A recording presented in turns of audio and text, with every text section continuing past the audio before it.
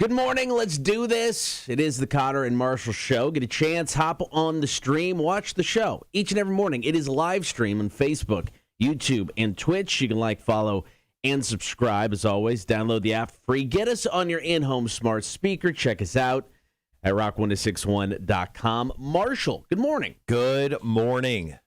So you were at Victory North Savannah last night. Yeah. You caught some Candlebox. Yeah, I actually caught all of it. I did the intro, hung out. They went on around 9 o'clock-ish. I introed the band. I tried to do my best Cotter impersonation. I don't know if I lived up to your lofty standards, but I think I did a stellar job. I think I did a pretty okay job. And then, Candlebox came on, and I think I texted this. Kevin Martin's voice, after all of these years, sounds just as good as it used to. Yeah. I mean, he sounded amazing last night for a 50-plus-year-old guy just belting out Candlebox songs, throwing little covers of like GNR and the Eagles in there. I mean, really, what a great show! Like I was having such a good time. I kept looking at my clock. I'm like, I gotta wake up at 5 a.m. I gotta wake up earlier than 5 a.m. I couldn't leave. I stayed for the entire show. I mean, they played till about 10:30, 10:40 last night. That's not bad. Yeah, man, it was a great show. How were the Deads? Were you there for them at all? Yeah, so that's a three-lady piece out of Tennessee, and they were pretty great too. I was kind of surprised overall of how great of a night it was over at Victory North. If you weren't there, you missed out. It's always a great time to go see a show there. So they have tons of stuff lined up. Make sure to check out their lineup over at victorynorthsavannah.com. If you were at the show last night and took any photos, drop us those on the Facebook page. Hit us up. We'd love to see those.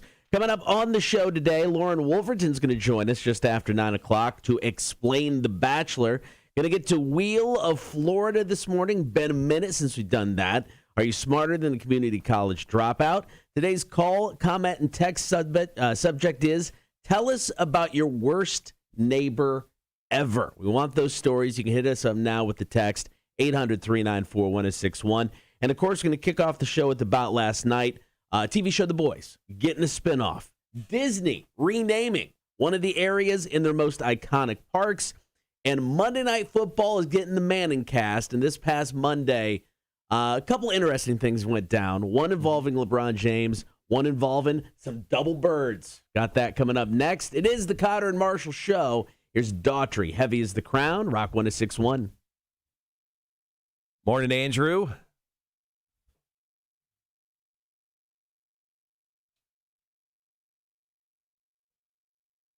So last night, walking out of the show, two ladies approached me, asking if I could take a picture with them. They mentioned they know Andrew. So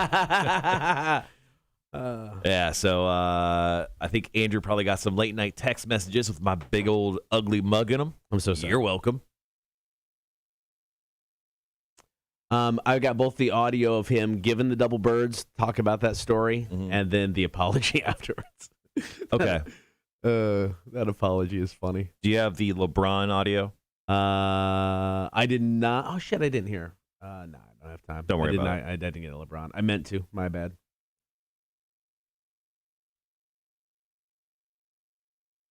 Yeah, but I'm telling you, man, that show last night, like I was like, I'll stay for half the set. Because they went on 9:15. Yeah, they went on 9:15. I'm like, I'll stay for half the set. I'll get out of here like 9:45-ish. And it was just, like the entire time I saw people like turning around going, he sounds so good. Like, he sounds amazing. And I kept saying to myself, like, yeah, this is pretty great. And then I found myself there like 20 minutes later than what I wanted to be. And it was just, the Candlebox show last night, what a treat that was. Had no idea it was going to be that good. How's the crowd? Crowd was okay. Okay. Morning, Heather. Good morning. Thanks for joining us nice and early, as you always do. Appreciate that. Yeah, so, the show was friggin' fantastic last night. And I think that's the first time I've stayed at a full show just because of what we do for a living. Right. In quite some time. Nice. Morning, Andrew. Dave says, saw them at Rockville a few years ago. Great band. Yeah. Absolutely. All right, guys, we're a little over a minute before we jump back on the air here. We'll talk about what happened on Monday Night Football. This is a story that kind of came out yesterday with what happened during the Manning cast. The Manning cast is like Eli and Peyton. They do their own, they kind of like just sit down and watch the game, and they air it on ESPN2. Like they watch Monday Night Football. It's kind of like an alternative, watch along. And it's pretty funny, and they have guests on and everything. But, things got out of hand a little bit. So that's what we're going to talk about coming up here in just a few moments. Jeremy, thank you for sharing your story for the good old question of the day. Appreciate that. Also, good morning to you.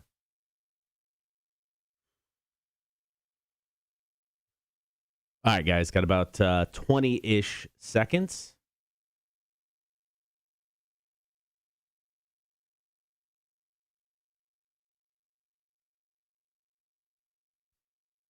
Ugh, Jeremy, I hate that story. All right, guys, be right back.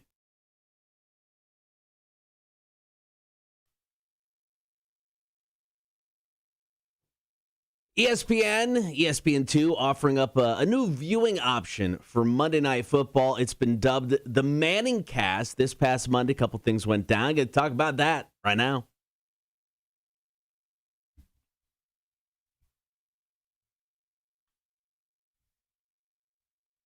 Do the Manning brothers have the best post-NFL jobs ever? I mean, they host shows, they hang out, they do commercials. They're currently living their best life. I would have to agree with that statement, yeah. Well, their latest gig is a viewing option for Monday Night Football. You can check it out on ESPN2.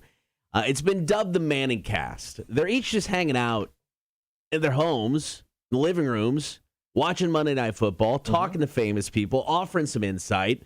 I haven't watched it yet. I've heard mixed reviews.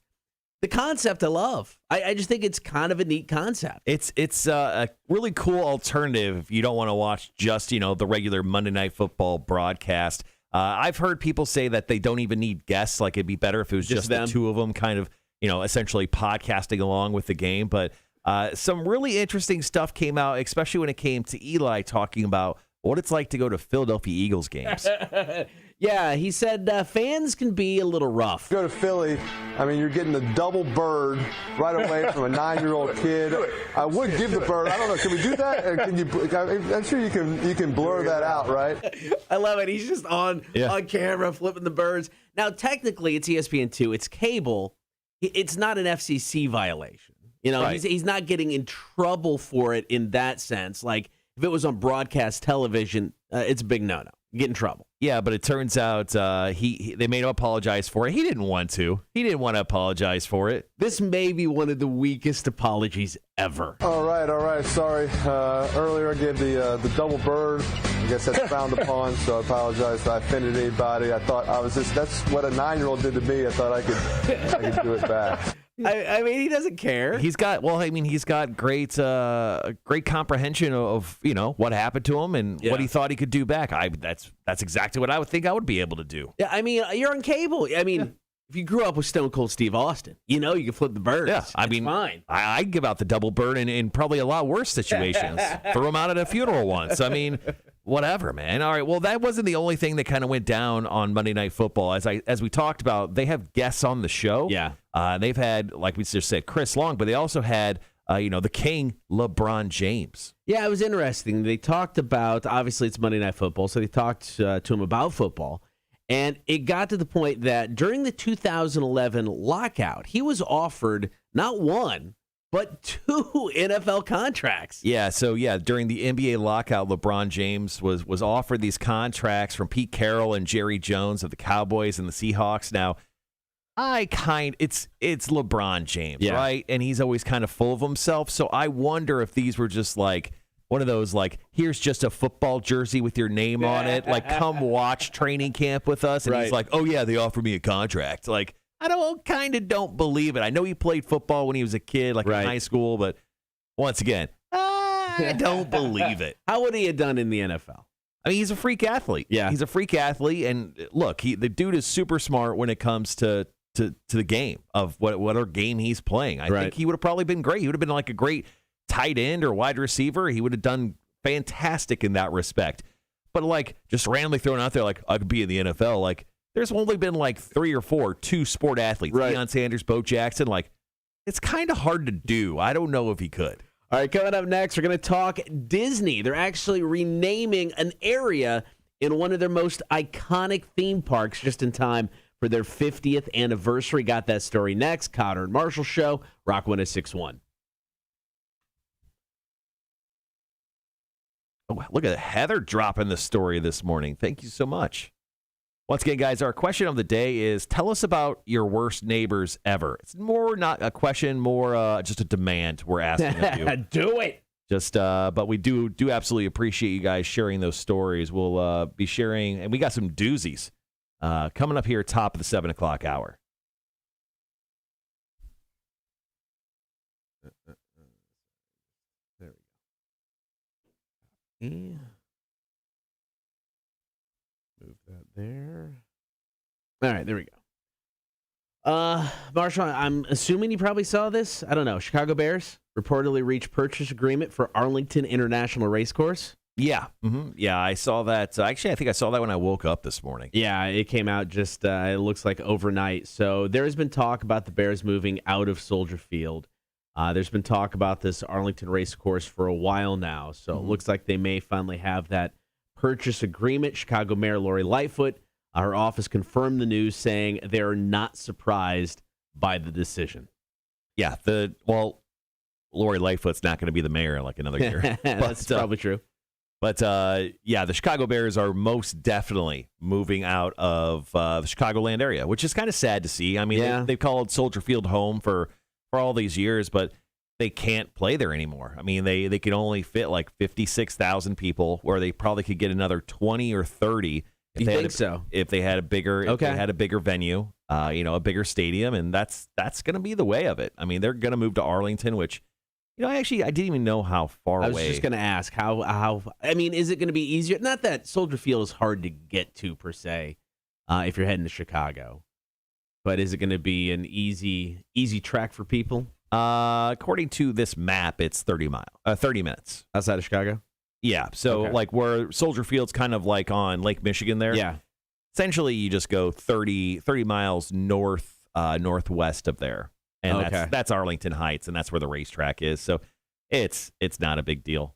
What do they do with Soldier Field? I mean, they've been the city of Chicago's been using it as a venue for Kanye West to come in and do dumb shit. So I mean, they'll just continue to do that. I mean, is it used for like soccer? Is it used for any other sports, or is it just okay? No, it's a multi-purpose facility. Okay. So yeah. So like if you fly into O'Hare, it's exactly 18 minutes away from where the new Bears Stadium is going to be. So I'm sure Bears opponents are going to love it. Be able to get into Chicago in and out so much easier. Oh wow. Okay. Plus you don't have to fuck with downtown Chicago traffic, which is hell. Yeah. Yeah. I had no idea. I thought the Bears had played at Soldier Field a lot longer than they had. You know what year they started there? 60s? 71. 70s? Yeah. Prior to that, they played at Wrigley. Mm-hmm. I just assumed they'd played at Soldier Field for freaking, centuries. Yeah, and then the Bears reworked. What was it? The Bears had the stadium redone, Soldier Field redone. And they were out of that stadium for like a year and a half. Oh yeah, I remember that. They played down in Champaign, Illinois. Yeah. Needless to say, the Bears have the worst football, as a pro team, the worst football situation. Yeah. By far. You talking players or? Yes. I read, I don't know, it might have been Barstool, some article about how they should fire the coach for he ruins. Everyone has that article up. Rex Ryan is on Pardon My Take today. Obviously, I haven't got a chance to listen to it yet, but man, Rex Ryan just absolutely damned the Bears for not firing him after that performance. Speaking of Lori Lightfoot, the mayor, Charles, has a comment here. He goes, Lori Lightfoot makes me correlate our labor shortage to the shortage of qualified mayors for our biggest cities. So you're working today. Good to see Charles. All right, guys, coming up next, got some more stories for About Last Night. Going to talk about Disney. It's funny because we're in this story, we're talking about a park that I recently went to, and I can't remember at all any of these spots. Really? Yeah. Well, no, it's because they haven't changed it yet. Oh, okay. Yeah. It goes into effect it's fall. It goes into effect technically October 1st.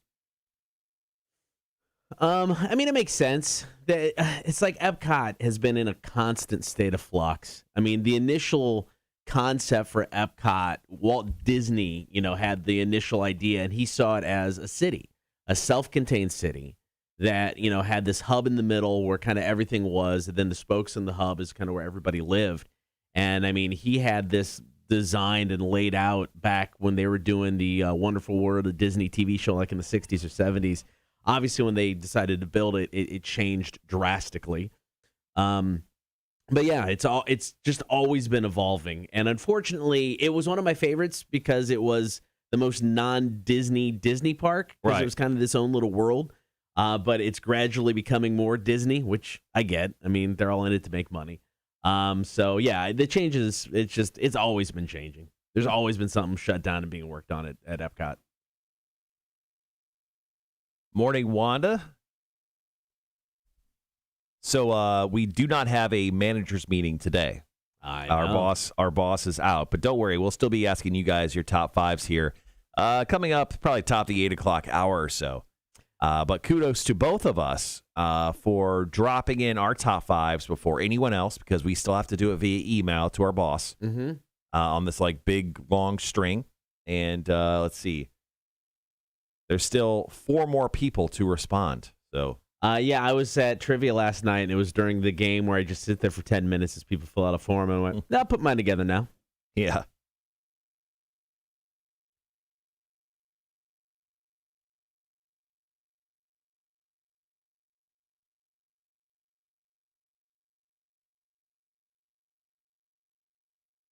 So we were talking about mythological creatures yesterday.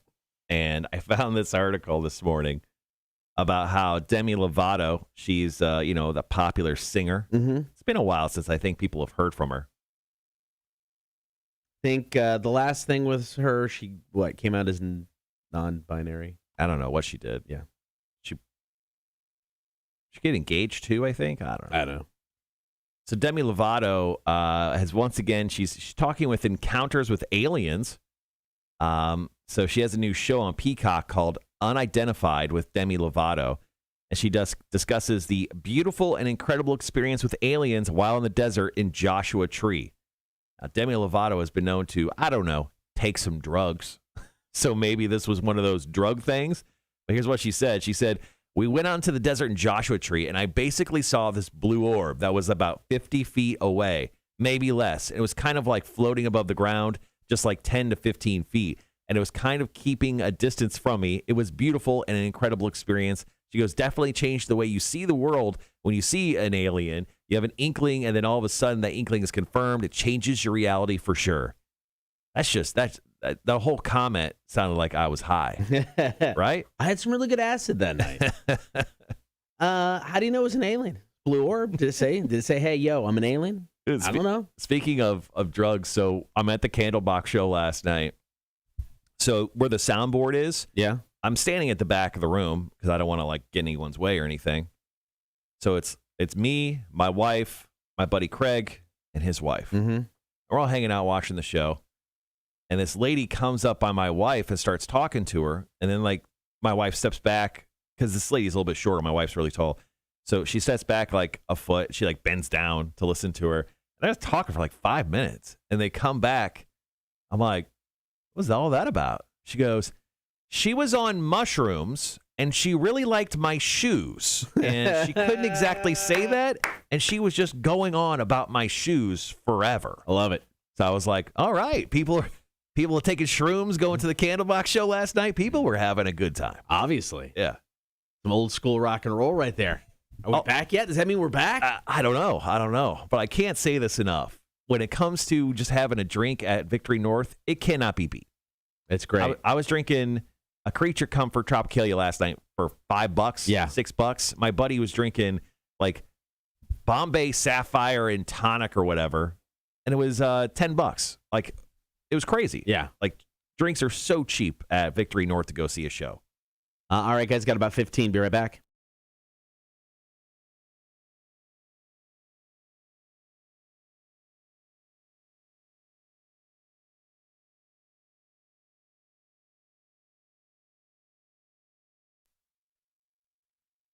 What name change is coming to Epcot? Got that story coming up next.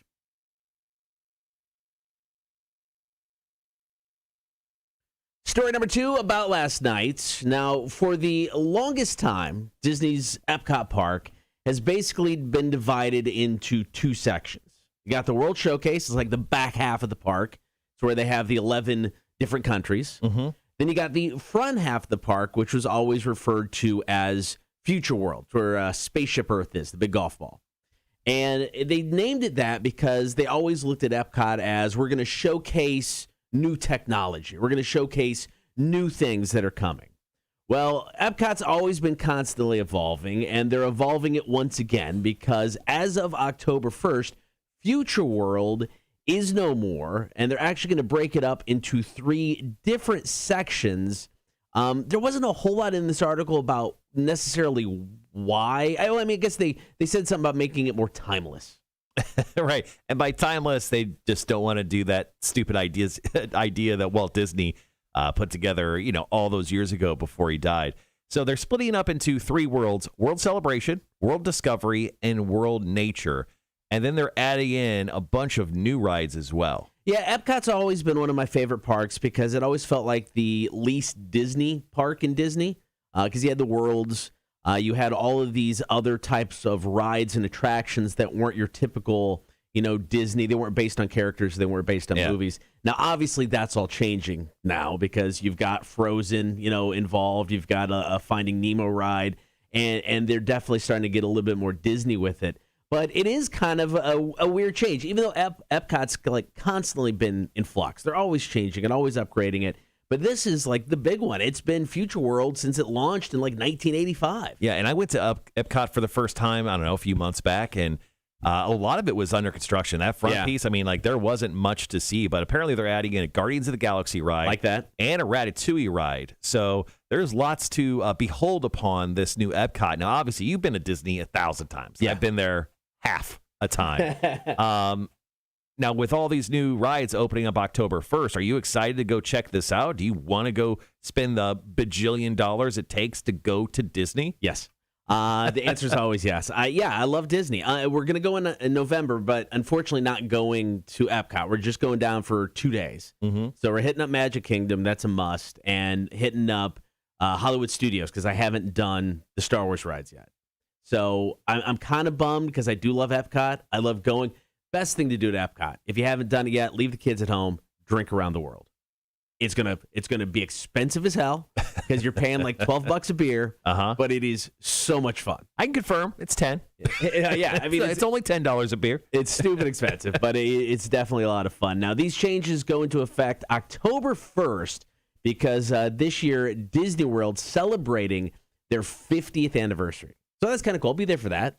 That's fun. Are they just going to raise the prices again I'm sure. for this? That's just what they do. Yeah, it's like $180 to walk into your business so I can spend money in it. Yeah, cool. Yeah, it's totally legit, right? Yeah, no, awesome. All right, coming up next, one more story to go. Got to talk about one of our favorite TV shows, The Boys. It's getting a spinoff. Got details after the Chili Peppers. This is Around the World. Rock 106.1.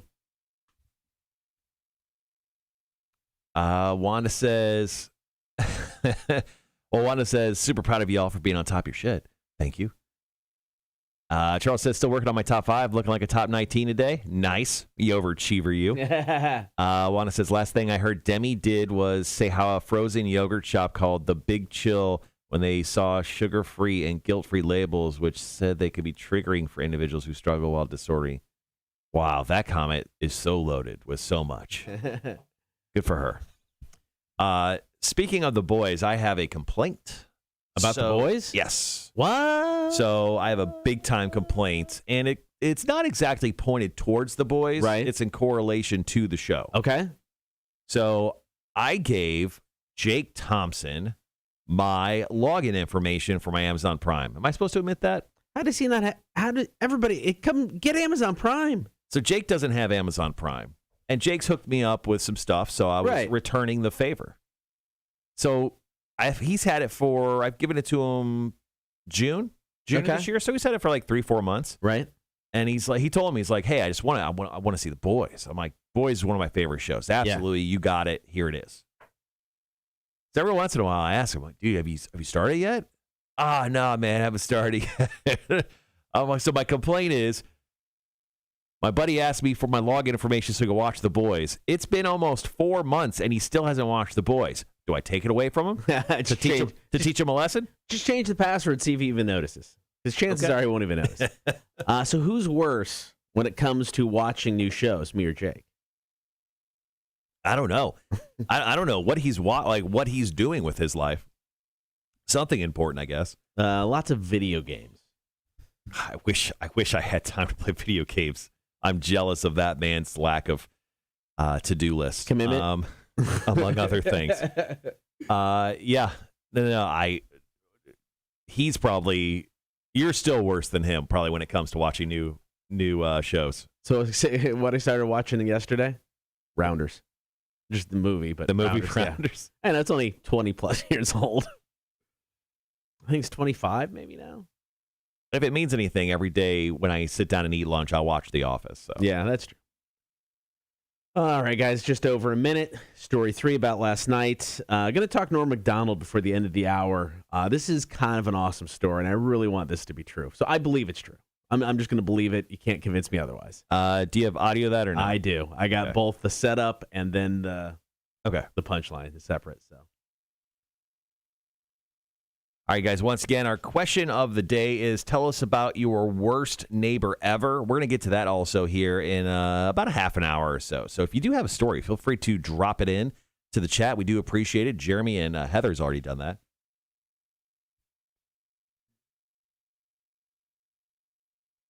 Excuse me. We also play trivia this morning as well for more Shinedown tickets. I got, I got Holly and Adams tickets. They played on Monday and Tuesday of this week. I got those in the mail yesterday. So nice. Way ahead of the curve, as they say. All right, guys, got about 15. Be right back.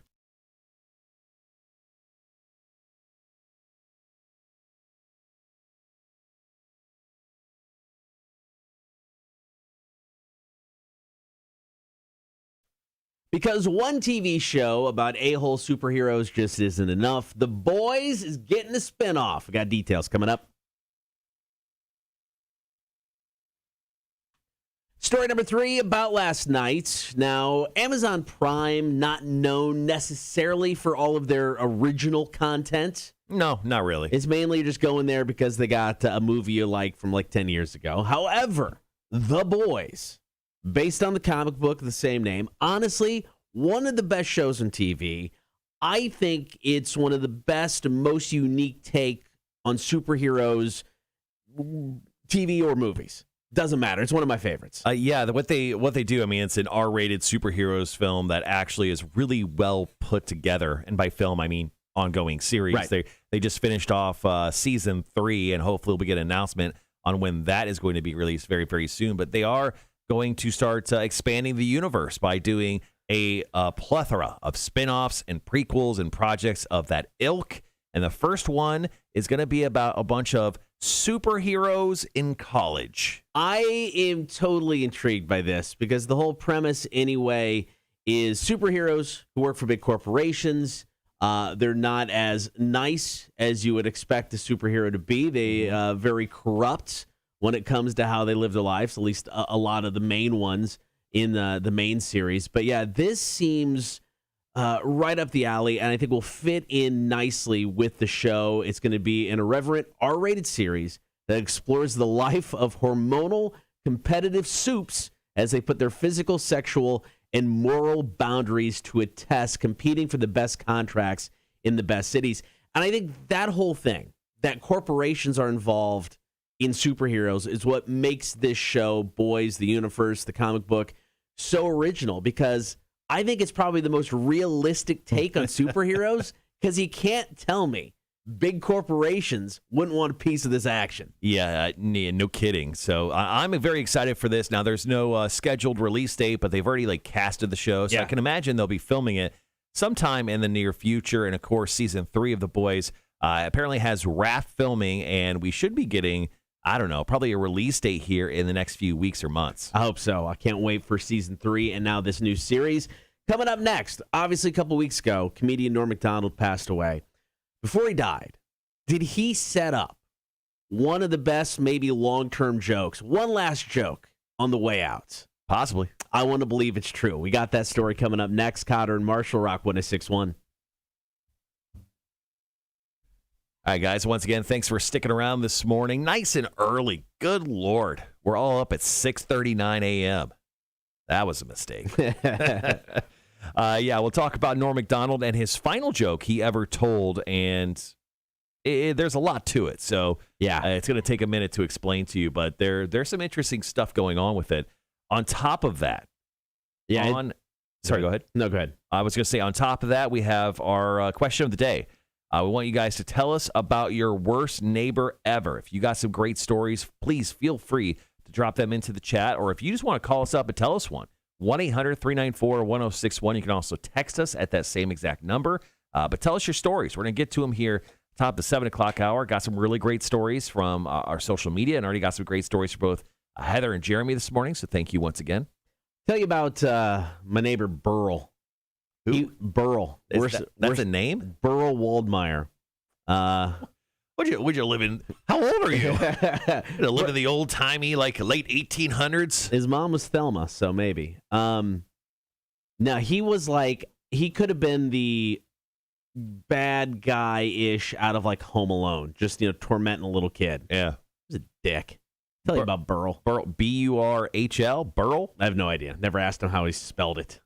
Good old Burl. He was such an a-hole. I've never once met a Burl. Burl. Yeah. Has anyone else met a Burl? Just a quick question. Has anyone met a Burl before? I know Burl Ives. Guys. Burl Lives Matter? The guy who sings Christmas songs. Burl Ives. Oh, Ives. Burl Ives. Trying to think, is there other Burls I've heard of? I don't know. I don't think so. Burl. It's a weird name. What's your name? Burl. I just Googled Burl, B-U-R-H-L, which I'm guessing is the way it's spelled. So the first thing comes up is Ancestry.com's Burl family history.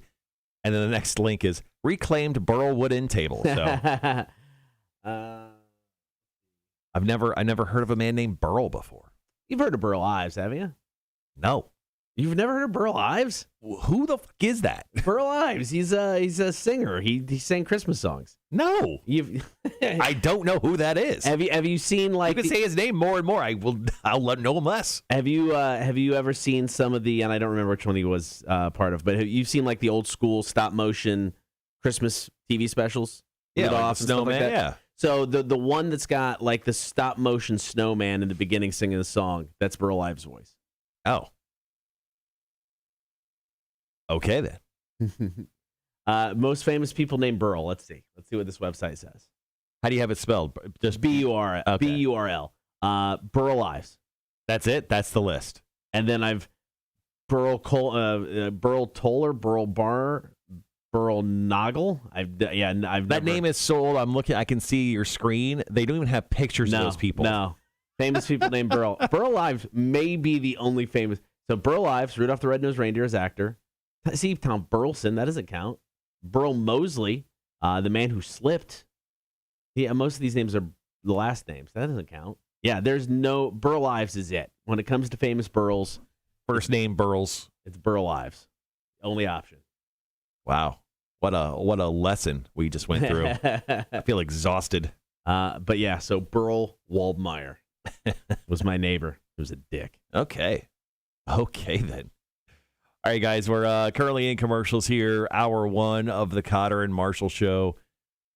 Coming up next, going to talk about good old Norm Macdonald. He set up one final joke before his death. And he did this years ago. That's the beauty of this. The setup was years ago. It was after he was diagnosed, so that's why everybody's thinking it's a legit thing, that this was a setup for the punchline after he died, which is, like I said, I'm going to believe it's true. He'd appreciate it for you believing that. I don't know if you saw this video. Shaq tried to stage dive after his DJ said he did in Ohio. Who the F is going to catch Shaq? Nobody. 7 foot, 300, probably 400 pounds. Nobody did. That was the thing. He comes running kind of from like this backstage area, and he goes to dive, and he just kind of everybody falls down with him. Oh, but he did jump. Oh, he did jump. No, the video, it's like he goes for it. Let's see if we get to it. All right, you're running. Here he goes. Jump. And then everybody just goes down. And then everybody's still falling. Wow. Yeah, there you go. Shaq should not do that. He should never stage He dive. should definitely not do that. So we got about 5 minutes before we jump back on the air. So, Cotter, I found this story. It's called 11 Fascinating Facts About the History of Guinness Beer You Probably Didn't Know. Okay. So I've been to Guinness in Dublin. Let's see if I know these. Okay. All right. And maybe you know these, maybe you don't. First random piece of Guinness beer trivia. They have a 9,000-year lease. I do remember them saying that. I couldn't have given you the year, but I knew they had some exorbitant lease on this. Yes. Yeah, they've got 8,742 years left, just in case you're wondering. Arthur Guinness started his brewing empire with 100 pounds. Yeah, no idea. I don't think I knew that one. Arthur Guinness was a master porter brewer, not stout. So he's good at porters, not stouts. Sure, I knew that. Question. Let's see. Trivia number 3. There were more breweries in Ireland during Arthur Guinness's lifetime than there are now. I think I remember that trivia as well. That makes sense. Number 4. Once again, we're going through some random Guinness beer trivia. I found a weird article. Piece number 4 of random trivia. 10 million imperial pints of Guinness are sold every day. I knew that one. Holy crap. Yeah. On St. Patrick's Day, there are 14 million that are sold. That's legit. Random piece number 5 of trivia. The continent of Africa consumes 35% of all Guinness worldwide. Really? I had no idea. Number 6, Guinness is actually low on calories. I knew that. You knew that. Knew that. It's good diet beer. Let's see, there are only 125 calories in a pint of Guinness, there are 450 in a pint of Dogfish Head 120-minute IPA. Let's see. Number 6, there's a reason Guinness labels look familiar. I don't know that's not really trivia. You can see the Guinness harp in person today. Where's that? I think I saw it. So there's like an actual harp? Oh, wow. The iconic Guinness harp is one of the 3 elements found on every Guinness label. The harp is based on the 14th century O'Neill or Brian Boru harp, which is the oldest surviving harp in the country of Ireland. You can see this harp on display in the Trinity College in Dublin, just a 30-minute walk from the brewery. Actually, maybe I didn't see that harp. Who's going on a 30-minute walk after they hit the brewery? Sorry. Piece of trivia number 8. Arthur Guinness was a prolific of a family man as he was a brewer. Really? That's trivia. Number 9, 1.5 million people visit the Guinness storehouse each year. Yep, 100%. I was one of them once. They have troughs to get in. Like, you have to, go through all these, like it was Disney. Really? Yeah. Oh, wow. Number 10, Guinness is black because of the roasted malted barley. Yep. That's what makes it stout, guys. Yeah. And number 11, worldwide, there are over 20 types of Guinness. I mean, I knew there were multiple types. I didn't think there were 20 different types. Yeah, now I'm curious about that. They apparently have a mint chocolate chip flavor. Oh. So I've always heard that Guinness, obviously all Guinness is brewed in Ireland. None of it's brewed here in the United States or in other countries. They ship it all out. So I heard the taste of a Guinness in Ireland is just different. It is. And better. Not that, I love a Guinness, so it's not bad here. Yeah, no, Guinness, I can confirm it definitely doesn't. It definitely has a different profile than it does in America. And I don't know what happens to it when it's on the boat or whatever. coming across, but something happens to the Guinness where it's slightly different. It's good. I mean, obviously, American Guinness is good, but I don't know. There's just something about drinking Guinness in Ireland. Maybe it's just the complete mind F that it is right. Drinking Guinness in the home country, but I don't know. I would have to say I've been to Dublin a couple times now. It does taste different. Okay. Morning, Jess. Morning, Elaine. Thank you for joining in. Just a quick heads up, we'll be doing our top fives today. Top 5 things that you need to get done this week. We'll be doing that here in about an hour. So if you're hanging around on the chat for a while, feel free to drop in your top 5s here once we get closer to 8 o'clock. Pretty much while we're doing trivia. All right, guys, be right back.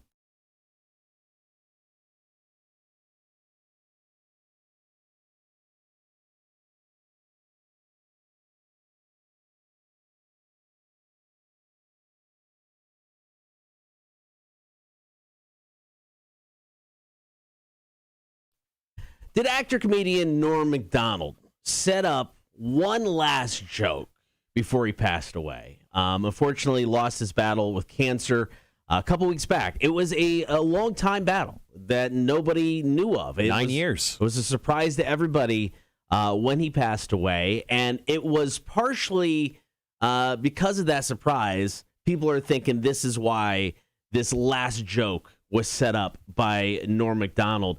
It started in an episode of something he did called Norm Macdonald Live. Now, this ran from 2013 to 2017. Mm-hmm. So it doesn't give the exact date as to when this episode aired, but it's at least 4 years ago. So if he set this up, at the least he did it 4 years ago. So, yeah, so he was talking to, I'm guessing, another host. Once again, I didn't watch the show. Right. But his name was Adam Egget. And here's what he said. I'm sick of these kind of characters. I think we should kill Hitler. Me and you go suicide, kill him. Right. It's like died 50 years ago, probably. Did he? I didn't even know he was sick. And it's that I didn't even know he was sick line. Yeah. That got people thinking that this was the setup for his last joke, the punchline to play out after he died.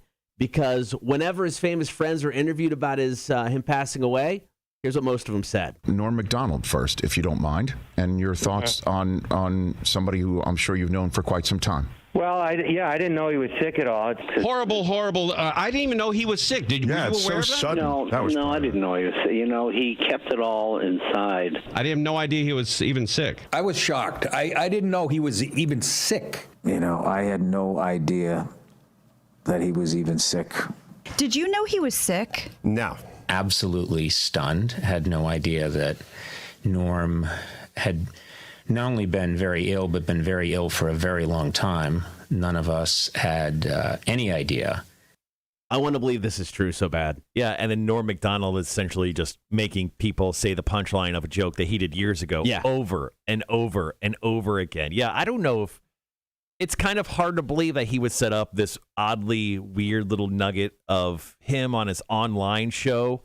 It was an online show, I think. Yeah. It was like a video show. Podcast thing, yeah. I mean, he knew he was sick at that point. You could kind of tell. I mean, looking back at the footage, Norm wasn't looking so hot, especially that day. But, I mean, long-term storytelling jokes was kind of his thing. Yeah. He'd go on Conan O'Brien. I went back and watched so much Norm Macdonald stuff when he passed away.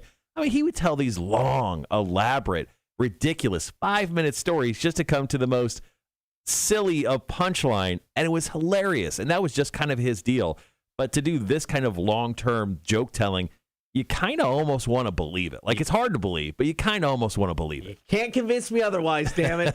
I think this was set up 4 or 5 years ago and pulled off brilliantly. Yeah. All right, coming up next, call, comment, and text. We want you to tell us about your worst neighbor ever.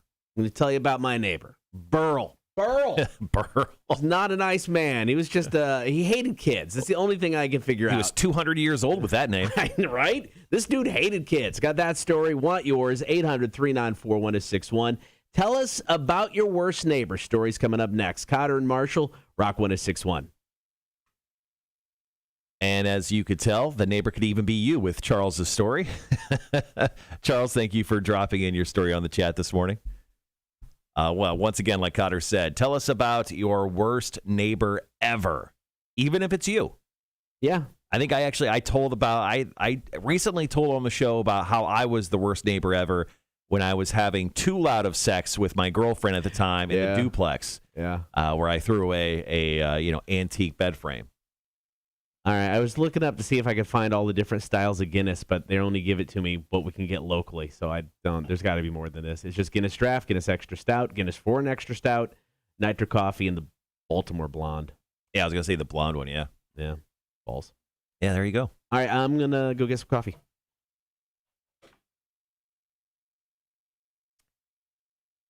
All right. So, I got the call in. After that, we'll do some trivia today. Going to hook someone up with a pair of tickets to go check out Shinedown in Disgusta, Georgia. Technically, it's South Carolina. It's right there on the Georgia-South Carolina border. They're playing at the SC Stadium, I think is what it's called, or SPF Stadium. Suntan Lotion Stadium, maybe? It's something like that. I guess I should probably look it up. I mean, I have like 100 times, but, SRP, not SPF. That's awkward. SRP.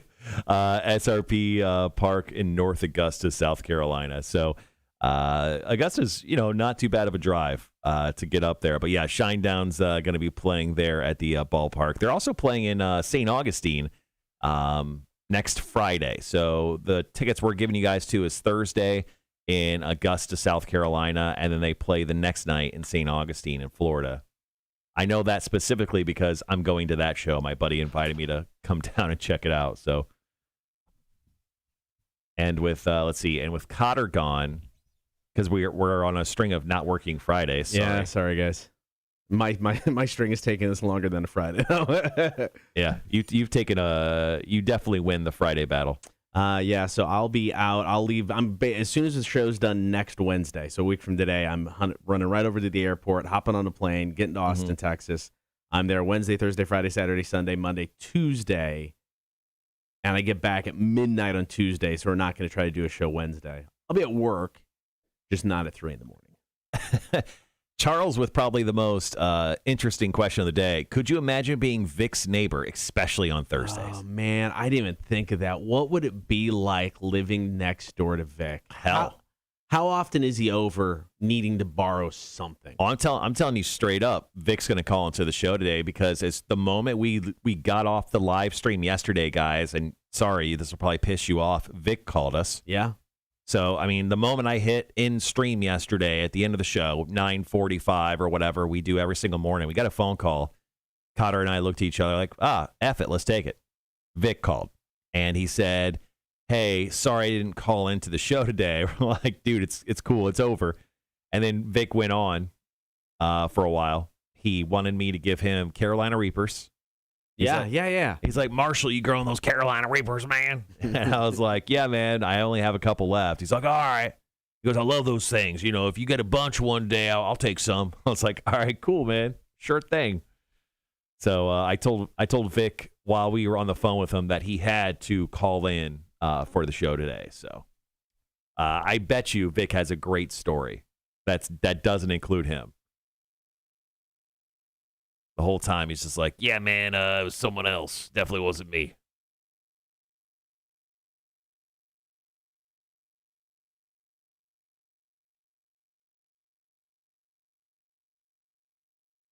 But yeah, I can imagine Vic's knocking on your door about every couple minutes asking for something. He's going to borrow something, and you're never getting it back. No, Charles, I never gave him my address. Yeah.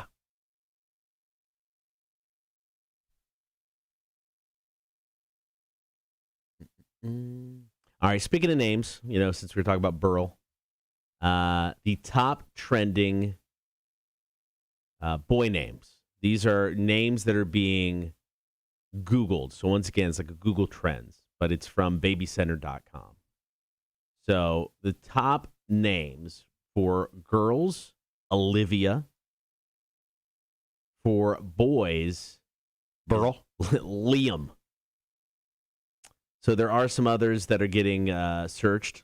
Here are boys. Luca, Aiden, guessing Kai, Kai, Caleb, Maverick, Levi, Jackson, spelled with an X. Yep. And Logan. Logan's a solid name. Women are Olivia, Autumn, Everly, Isla, Naomi, Ariana, Amelia, Mila, and Aria. Sure. I think we need to bring Burl back. Make that a thing. Some names, go up and down. Kind of like, Karen. Karen, we're out on Karen, but maybe Burl can come back one day. Yeah, I think Karen's going to have a rough go for the next little bit. I don't think we see a resurgence of that for another, several decades.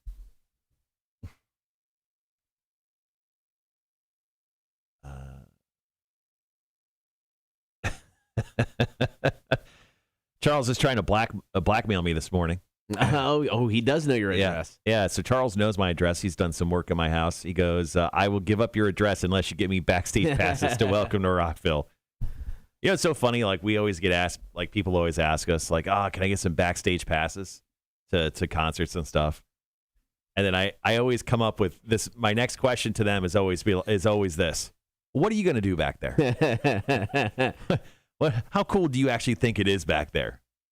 There's just a lot less people around you. Yeah. Yeah. That's really what it is. It's like, so going backstage at a show is like walking to the back of a McDonald's while everyone's trying to work. Like, you're just in the way. Like, and you just feel, you're just like, oh, sorry, sorry, sorry. And then you see like, an artist walk by. You're like, ooh, that's it. That's the entire backstage experience. I will say the coolest experience for me personally backstage was Welcome to Rockville. It was the year we did get to go backstage and interview Dave Mustaine and interviewed Tobias from Ghost. And we were kind of in the artist backstage area. Mustaine's backstage area at Rockville was sweet. I mean, it was a massive area. Mm-hmm. So he had that big room back there. So that was pretty cool because you got to see more of that. And because when you go back for a meet and greet, there some of the biggest disappointments, in my opinion, ever. Because you go back, the artist doesn't want to be there half the time. You get shuffled through a line. You stand there, you smile. The artist may say hi, may shake your hand, and then that's it. And then you leave. Maybe you get something signed, but that's all you get. Yeah, I would rather. Backstage is not what it's cut out to be, guys. I would much rather have more of a natural like run-in with an artist as opposed to just be like being forced upon each other. Yeah. Like I'm sitting down at a bar and I look to my left and like Dave Mustaine's right there and he looked at me and he said, "How about those Cowboys?" Yeah, that's a genuine that's a genuine conversation. Even if you said it, you said that first, it would just be a genuine conversation as opposed to a forced encounter, which is generally not ever good. Now, I will say though, I speak badly of them, but then the time I got to go, and it was the quickest of quick meet and greets, but the time I got to go backstage at Rush and got to meet Alex and Getty, it was pretty badass. I mean, and the picture, Getty looks like he's just, uncomfortable, doesn't necessarily want to be there. Alex Lifeson, though, everybody, and it's like you could tell a lot of the people in line had done this a bunch of times before. Because when they walked out, he was like, oh, yeah. I mean, he knew some of the people, and he was saying hi by name. And it's just like, all right, that guy's cool. And Getty was cool. It just like the picture was a little like, huh? Well, when you only got like the dozen fans they have, just you got to know all of them. What? Got to support yourself. All right, you're starting off this break. You set yourself up. You start off this break. I'm going to bring up Lisa's. Okay. Lisa's one here. Okay. We'll go from there. All right, we'll be right back, guys.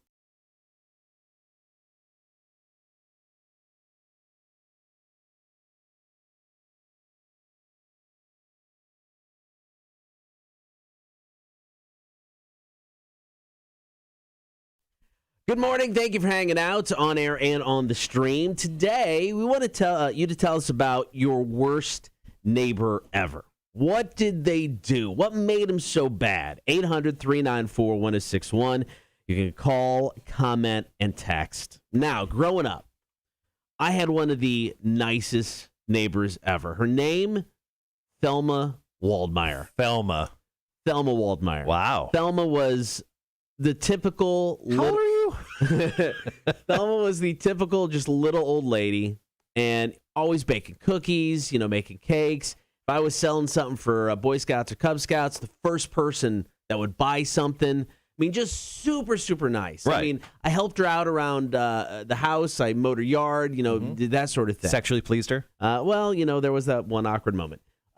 But she passes away. Wow. I'm maybe 12-ish years old. So she passes away. Her son, Burl Waldmeyer, moves into her house.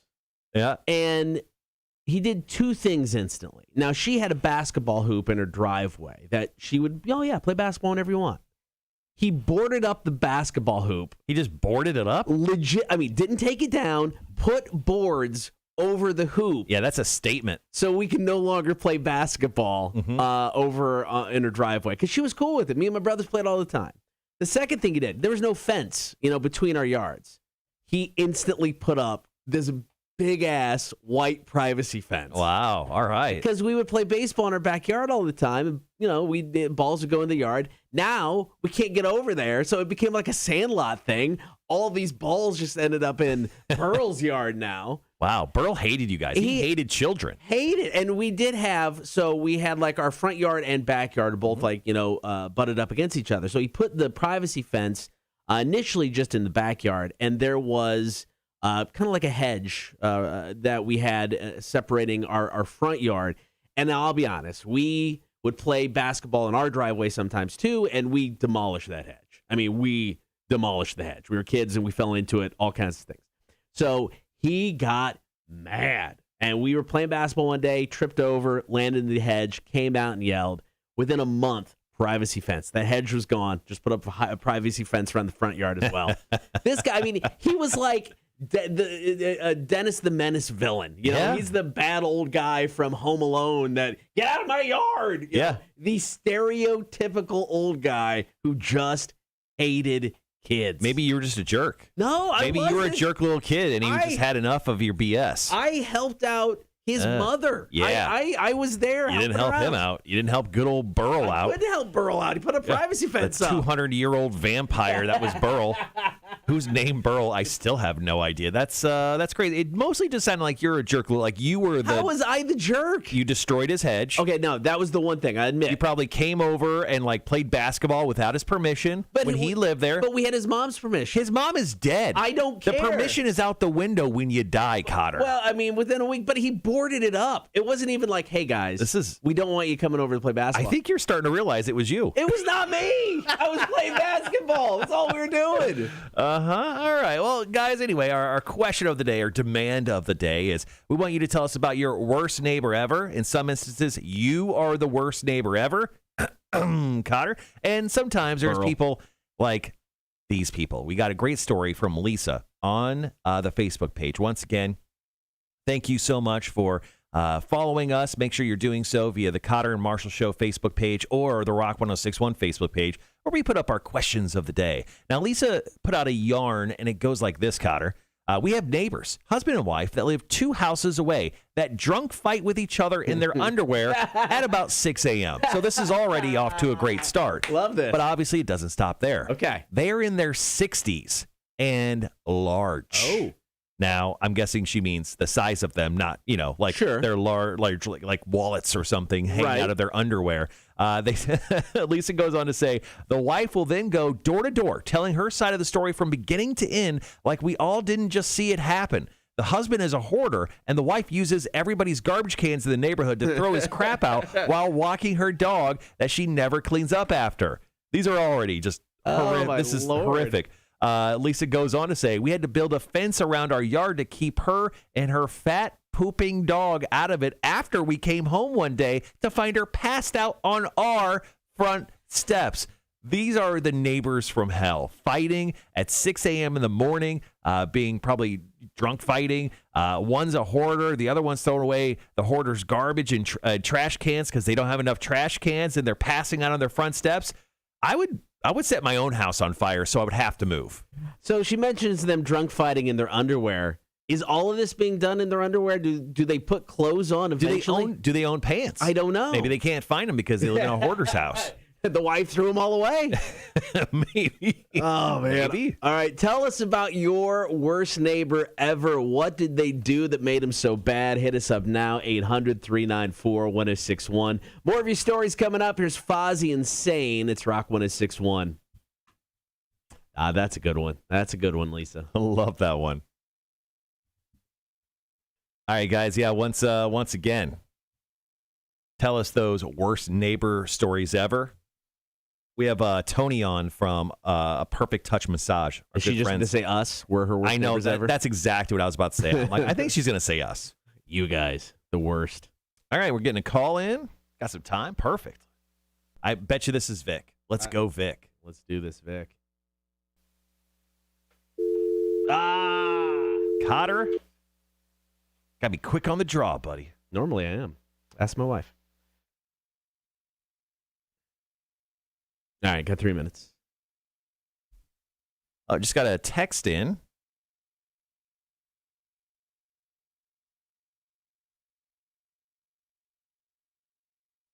Is this we should talk about Charles? No, but it's a pretty good text line story. Well, it's big and sexy large man. All right, so I've been plagued by pretty bad neighbors my entire life. So I'm gonna kind of just hit some highlights on mine here. But I'll go ahead and share next. Sounds good. See, 1, 2. I have 4. Jesus. I had 4 neighbors of note that I was just sitting down thinking of yesterday. So, yeah, so I'll jump into mine and then, do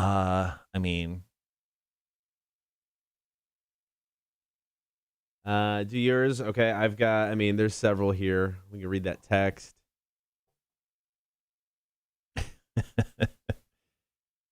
Yeah, we've got, I've got multiple from the stream. Yeah, I've got multiple from Facebook. Yeah, we just got one in from the text line. Yeah, I got the text one. You want to do yours? I can do. I guess how many extra we want to do after yours? I could do the text after yours. Then you've got one. Jen's is pretty good.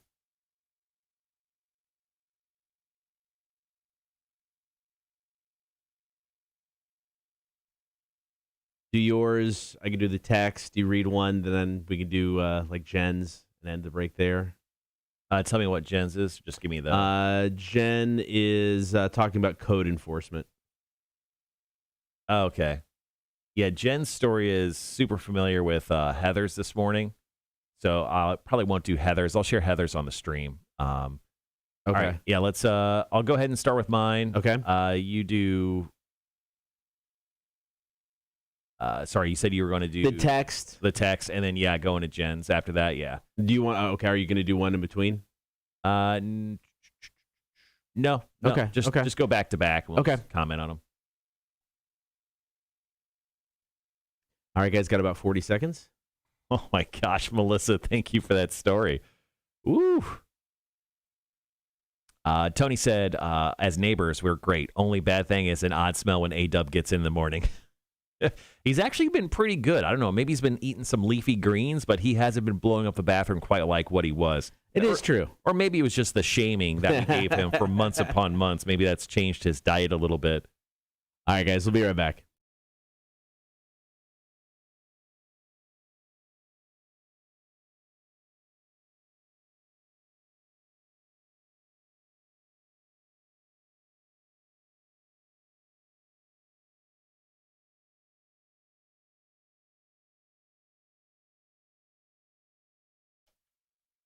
Who was your worst neighbor ever? Those are the stories we're looking for today. What made that neighbor so bad? Maybe you're the bad neighbor. That's fine. Hit us up, 800-394-1061. You can also call, comment, and text. Marshall, you said you've been plagued by bad neighbors your whole life. I've got like 4 that I can just... let's just hit the highlights real quick. All right, how about this neighbor I had in Las Vegas when I was living there? I lived in a townhouse. Okay. And the backyards, which were like 10 by 10 slabs of concrete, would back up to each other with a little kind of brick wall. The guy that lived on the other side when I lived in my townhome had a parrot that he left out all the time. So if I left my patio door open to my home, which was pretty rare because it was Vegas and it was super hot all the time, the parrot would squawk the entire time. So I wouldn't able to even be able to like watch anything in my living room if I wanted to watch TV or play video games or anything. This parrot would just like torment me. So that's just one of my bad neighbors, Cotter. Okay. How about the guy when I lived in Sugar Mill in Georgetown, here right in Savannah? Yeah. I had the loud puker guy. He lived in the garage. Yeah. The garage door butted up to my bedroom window. And then randomly at night, he had like a medical condition or something. That's what his father told me after I walked over and complained to him for waking me up for like the 18th time in the middle of the night. He like would like gag puke outside of his bedroom door. And I'm like, this has got to stop. That's another one. How about the time when I moved to my current house, the next door neighbors were renting at that time. Right. And they were the neighbors that put like shelving units on the outside of their home because they had so much stuff. They were hoarders. Right. So they just had like empty Solo cups and garbage. Thankfully, they were moving out while I was moving in. I didn't have to really deal with them. But still, it could have been a bad situation. I've been big upset. But the most awkward one, Cotter, and maybe you consider it bad or not, I had neighbors move in after that. It was a lovely couple. One of them may or may not have been a cop that may or may not have worked in this area. Okay.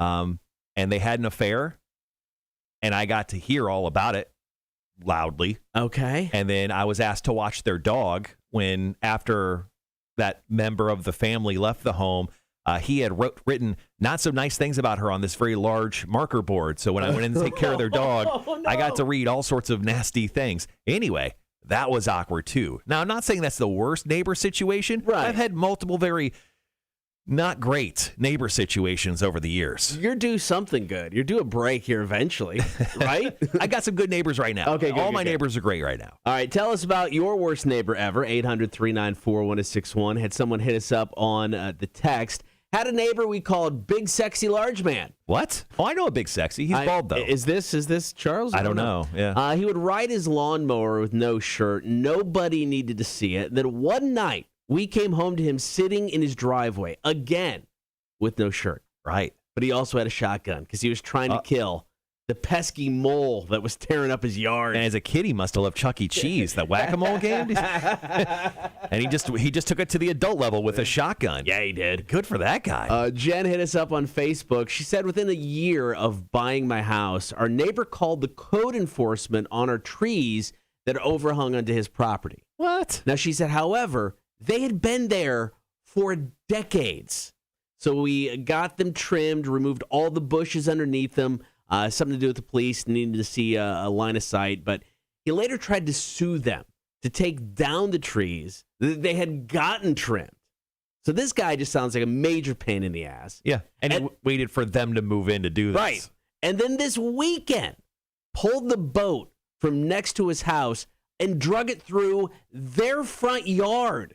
Which I'm sure tore up the yard, especially Yes. after all the rain we got too. Oh, everyone on the streets calls him a jerk. I call him Richard. What's that short for? Yeah, that's what he is. That sucks. Yeah. I hate the neighbor. I had a buddy whose neighbor would call the code enforcement anytime. Like the lawn got like an inch too tall. He didn't trim. He didn't bring the garbage cans in. It got to the point where they had a war going back and forth because he got so upset he would call on them anytime something happened. It was just stupid.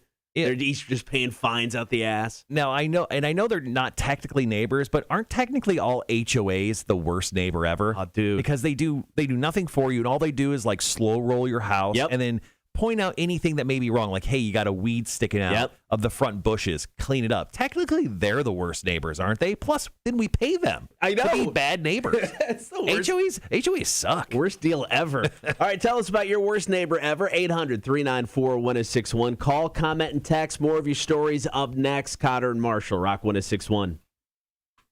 I'm going to go get my coffee. Which is most likely cold by now. Can't be iced coffee without ice. Charles says, I have a push mower and I kill moles with a hammer. So definitely not you. Okay, thanks for clearing that up, Charles. Oh, Thomas, thanks for showing up. He goes, I had 5 minutes. So hi, everyone. Hope we're all doing good and have a great day. Waves of positivity. I love that attitude, Thomas. Thank you so much for chiming in this morning. Lots of busyness on behalf of everyone. So no, thanks for chiming in with the positivity. I love it. Once again, Melissa, thank you for your story. So we're going to do one more break, and we'll share some more stories of your guys. Feel free, once again, to call in 1-800-394-1061. If you got a great story that you want to share by calling us, feel free to give us a quick call. Oh, Sean, thank you so much for dropping your story in as well. Take a look at that once Cotter's back in here.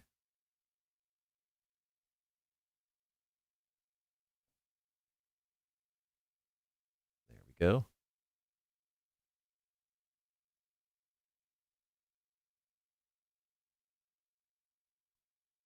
Yeah, Rhett, our buddy who's a police officer up in the Beaufort area, says those are some of the worst to respond to when it's just a neighbor dispute, mostly because they didn't violate a law. They're just being assholes. I get that.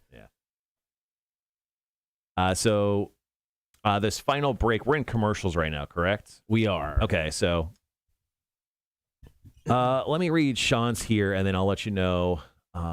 I'll let you know what we want to do here. Jess says, I'm at a hotel and have been streaming y'all since 6 a.m. Loud as hell. I suck. No, you don't. We love you. It's Florida. You're in Florida, right, Jess? Or no, maybe you're not. I was going to say, if you're in Florida, it doesn't count. We'll definitely be going straight from this into Trivia Solicit.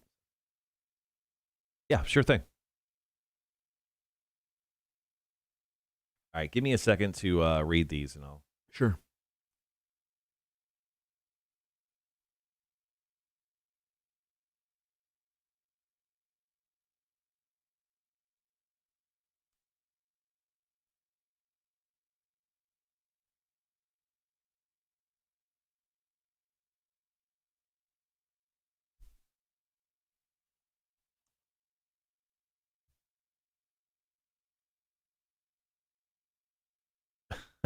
All right. We forgive you, Chris, for those typos. No worries. I was actually just reading your story. That one.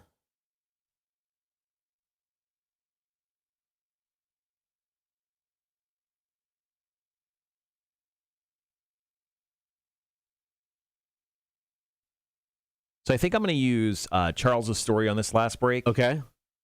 I'll also use Melissa's. They're both from the stream. Okay. Boom. And then I could use Chris as well. Yeah, I've got several here from Facebook that we can... Okay. Once again, guys, thank you so much for the stories today. Let's see. Let's get to a few that I'm not going to get to on the stream. Jeremy's this morning. He was actually the first one to drop his in. Said, morning, guys. Hell, I have a horrible neighbor right now, LOL. They are always up fighting, yelling, shouting, or banging hammers, saws going, and just something annoying going on at all times of the day and night.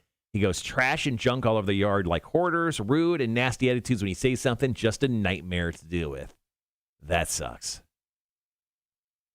So when it comes to these stories, it just makes everyone want to move out to the country. But then everyone's like, yeah, actually, I don't want to live in the country. I want to live close to everything. Yeah, I get that. Heather had a story that was pretty close to the whole tree cutting story that you did, so that's why I didn't bring it up on the air. Okay. She said the worst neighbors ever was back in Spring Lake, North Carolina. They took it upon themselves to call the best tree cutters in Cumberland County. Eye roll. They not only cut our trees down, but managed to take out a whole damn light post. Needless to say, the homeowner got sued by our previous landlord, but so did the best tree cutters in Cumberland County. So stupid. Walk the yard, know the property line. None of these trees cut were on their property. So so their neighbor cut down all of their trees. Yeah, that's not cool. Speaking of trees, Sean had a similar story. He said, my worst neighbor story is the neighbor immediately behind me. Since the first time he came over to introduce himself, he has been a full-fledged ass. There's a giant tree in my backyard that he has been absolutely obsessed with getting cut down. He's only talked to me 2 times and 1 time to my wife. The last time he came over, he was getting rude with my wife, and I had to put him in his place. All right, so we got just over 4 minutes, so we'll be back in. Ooh, Tony says it's National Coffee Day. I'm celebrating. Cheers.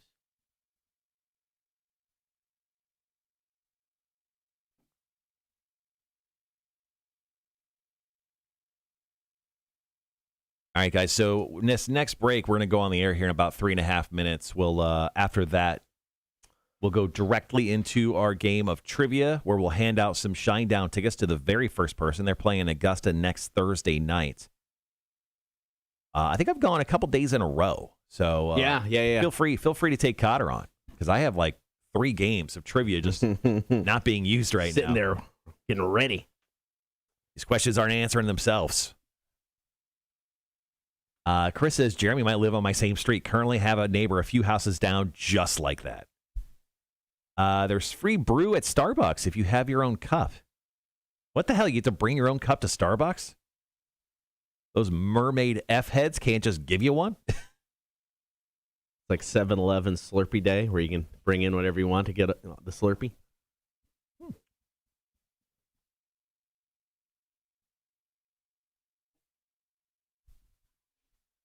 And is it just like black coffee, Tony, I'm guessing? It's not like the mocha choca latte, frate latte?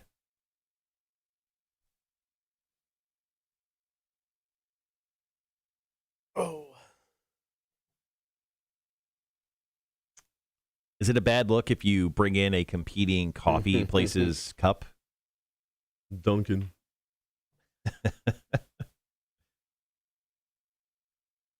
All right. Yeah, so we'll once again do a couple more stories, then we'll get right into trivia, and that'll wrap up the first half of the show today. 8 o'clock hour today, we're going to talk about, the fireball that was over North Carolina. Pretty cool story.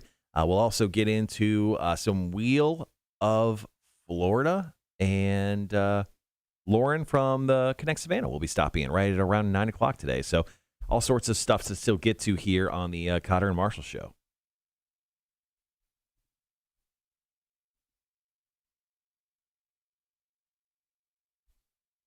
All right, minute 45.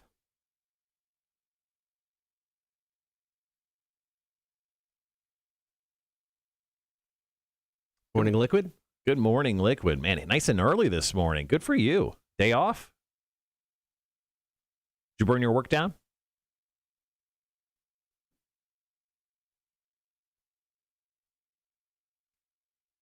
This week seems to be going by quick, right? Or no? Just me? My wife was like, nah, it's so slow. I'm like, it's Wednesday already. Flying. Yeah, I don't know. I've been extremely busy. But yeah, no, I agree. It's been a really, really quick week. Especially being out all last night. I'm looking forward to definitely staying in tonight, and then Thursday night I'll be out hosting trivia, and then the next day I catch a plane to Chicago, which I'm actually going to Gio's for my very first time. Gio's Pizzeria, okay, which is well known in the Chicagoland area. I'm going to Gio's for the very first time, so I'm excited about that. Nice.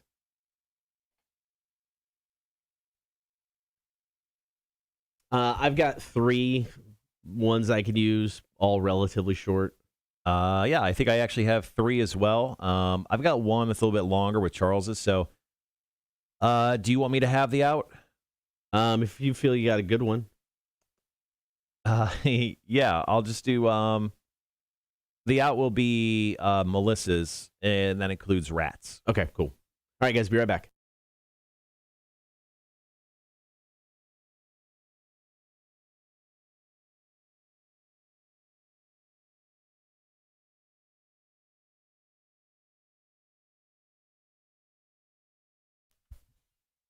Today we wanted to know about your worst neighbor ever. You did not disappoint. You can still hit us up with a text or comment. Text number 800-394-1061.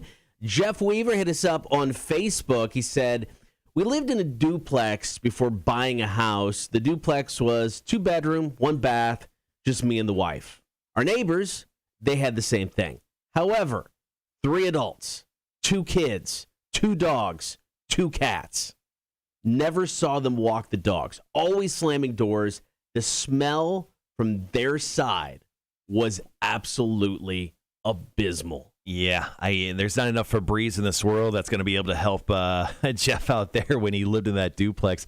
That's a tough go, especially when you have the smelly neighbors. Yes. Like, what do you say? Because you can't really bring it up to them. No. Having a conversation like that with anybody is uncomfortable. Had to do it once with a coworker. I can imagine having to do it with a neighbor. Yeah. There's no way you win with that situation. All right, once again, guys, our question of the day is, tell us about your worst neighbors ever. Charles chimed in. He actually said, worst neighbors would probably be us. I bought a crappy house with a crappy yard. It took 2 years to do the first phase of the addition. For 3 years, we had a 30-yard roll-off on the driveway, which is the big garbage dumpster thing. He said, instead of cutting the grass, I would just use Roundup to kill it. And then he goes, ...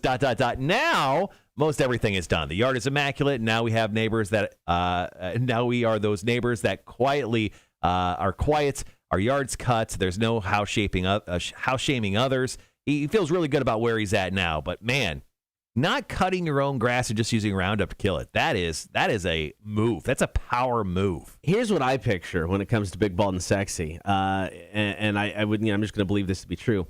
Instead of Roundup back in the day, he just stood out there with a flamethrower. He just burned his grass. For something, for some reason, I see him having a flamethrower. Yeah. All right, Jennifer hit us up about her neighbor. Now, a lot of them have been about, the gross neighbor, the loud neighbor. Well, this was just the creepy neighbor. Had a neighbor on the Army base get obsessed with my kids while my husband was deployed, lurking outside the window at night, scaring them. I mean, that's just beyond creepy. What? Got so bad, she actually left for most of his deployment, like halfway across the country. It was just some creepy lady on base who would just lurk outside her house, staring in on her kids. You watched too many horror movies maybe at that point, her neighbor, or just maybe she is a serial killer. And good move on getting out of there. How about this one from Michael? He actually just dropped it in on the stream. Once again, we stream our show every single morning, Facebook, YouTube, and Twitch. Just search the Cotter and Marshall Show. You can watch and hang out with us while we're on and off the air. Michael chimed in on the stream with this. He goes, my worst neighbors ever was when my ex-wife and I were together and we lived in an apartment with floor vents. And the people below us were always smoking weed. And it came up through the floor vents. And we had a newborn baby at the time. We always had to call the police, and the people always lied and said it was potpourri. And they got away with it? What? Just once around the house, you're going to see something's up. Yeah, he said, needless to say, those neighbors ended up getting evicted. So, man, what a bold move. Yeah, sir, officer. Potpourri? Do you believe that? Roy just had a quick one, but had a neighbor who decided to ride his bike up and down the street in a pink Speedo. Dude was 70. And about 300 pounds. Yes, he's at that perfect don't give a blank age. He did not care at all. Yeah, I mean, it's not like you can go to the store and buy a pink Speedo. Like, you have to order that. Well, if you're that big, you're special ordering. Yes, no kidding. All right, one last one. Once again, guys, thank you so much for your stories today as we asked you about your worst neighbors ever. Melissa, this is kind of an all-timer. It's pretty short, but check this out, Cotter. Melissa says, we had neighbors so nasty their children played with the rats produced from the garbage in their backyard. Melissa says, we dubbed them the rat twirlers. So those kids were grabbing rats by their tails and just whipping them around. Rabies is a thing, guys. You might want to be a little careful with that. Yeah, well, they didn't care. Yeah, dear Lord. You think they threw them up in the air and caught them with their mouth? The dog?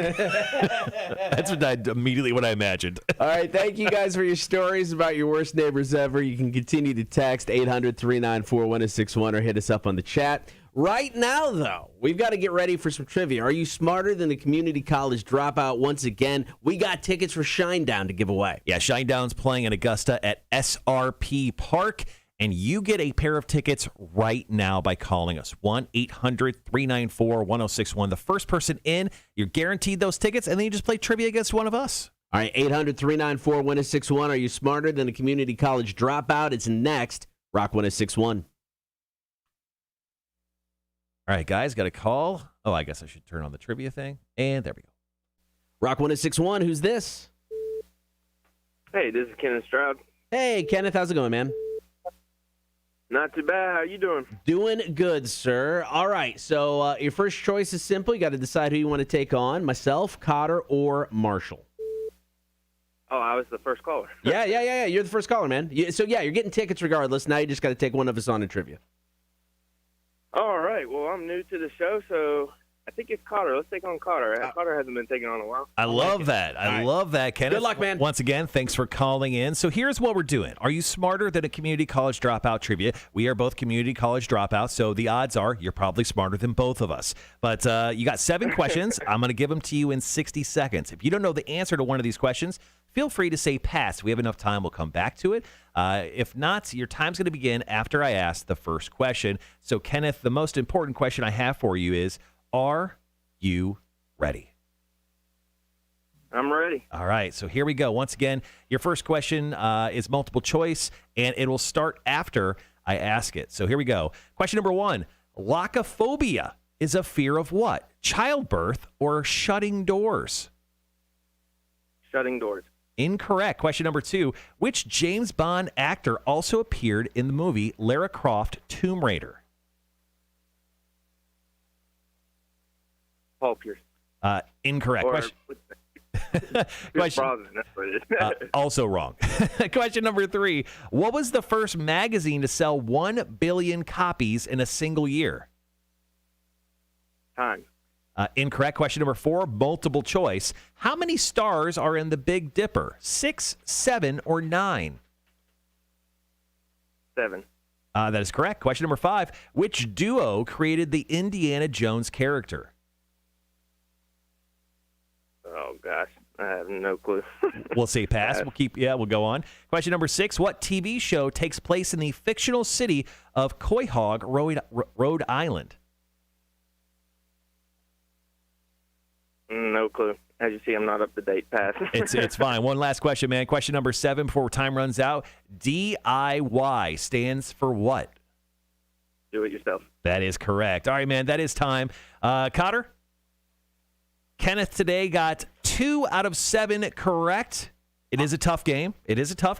Iron Man, hang tight. We'll be right back to you.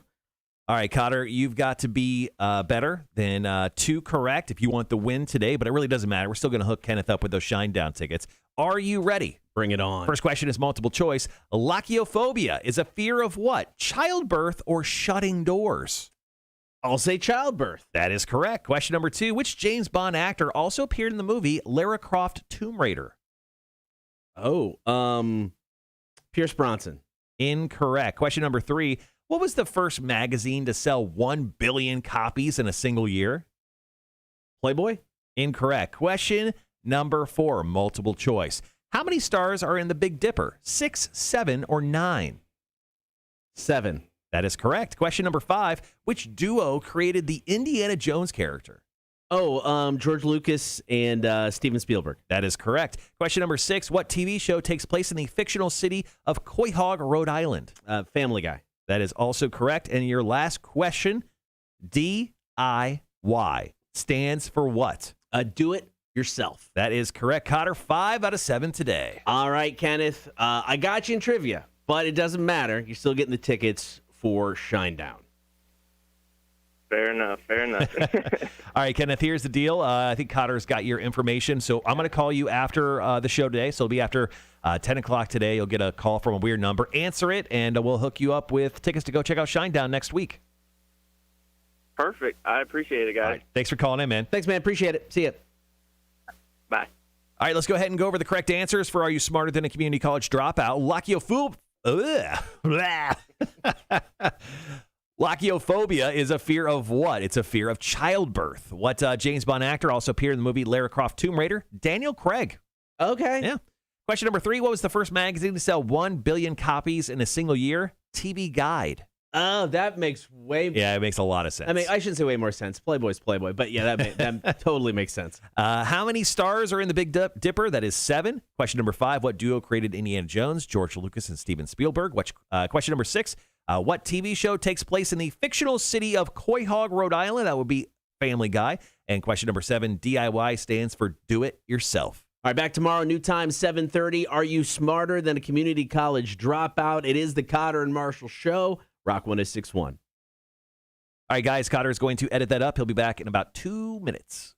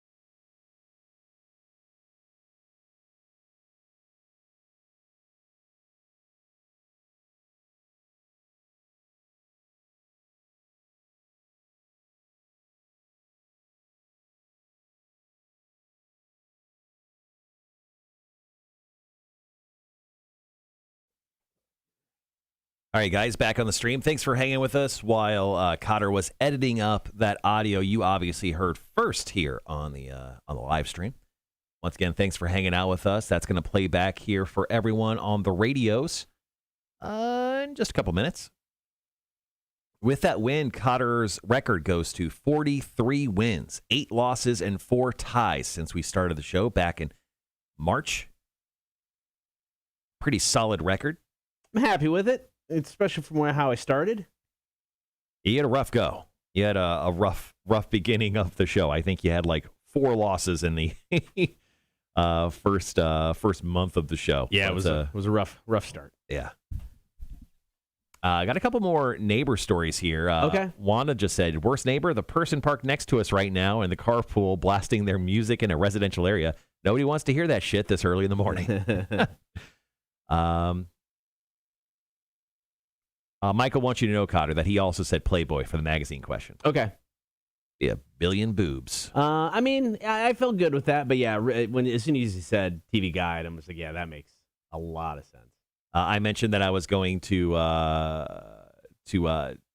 Gino's or Gio's or whatever pizza place. Right. Tony said that she went to Gino's East last time they were in Chicago. It was a really good deep dish. So, funny enough, I've been to Chicago, I mean, dozens of times with my wife, and I don't think we've ever really gone to any of like the big time Chicago like pizza places. Right. You think of Gino's, you think of Lou Malnati's, Pizzeria Uno, like the big like Chicago deep dishy places. Right. I've just never been to them, so I think I've kind of mentioned that under my breath enough to my wonderful wife, where I think she got it. So we're finally going to do some touristy stuff in Chicago. Nice. I like that. At least that specific thing. I don't blame you. And we're going to a Blackhawks game as well. So happy birthday to me. Although it's her birthday the day before. Who's the Blackhawks taking on? It's a preseason game. I think it's the Blues. Oh, okay. I think.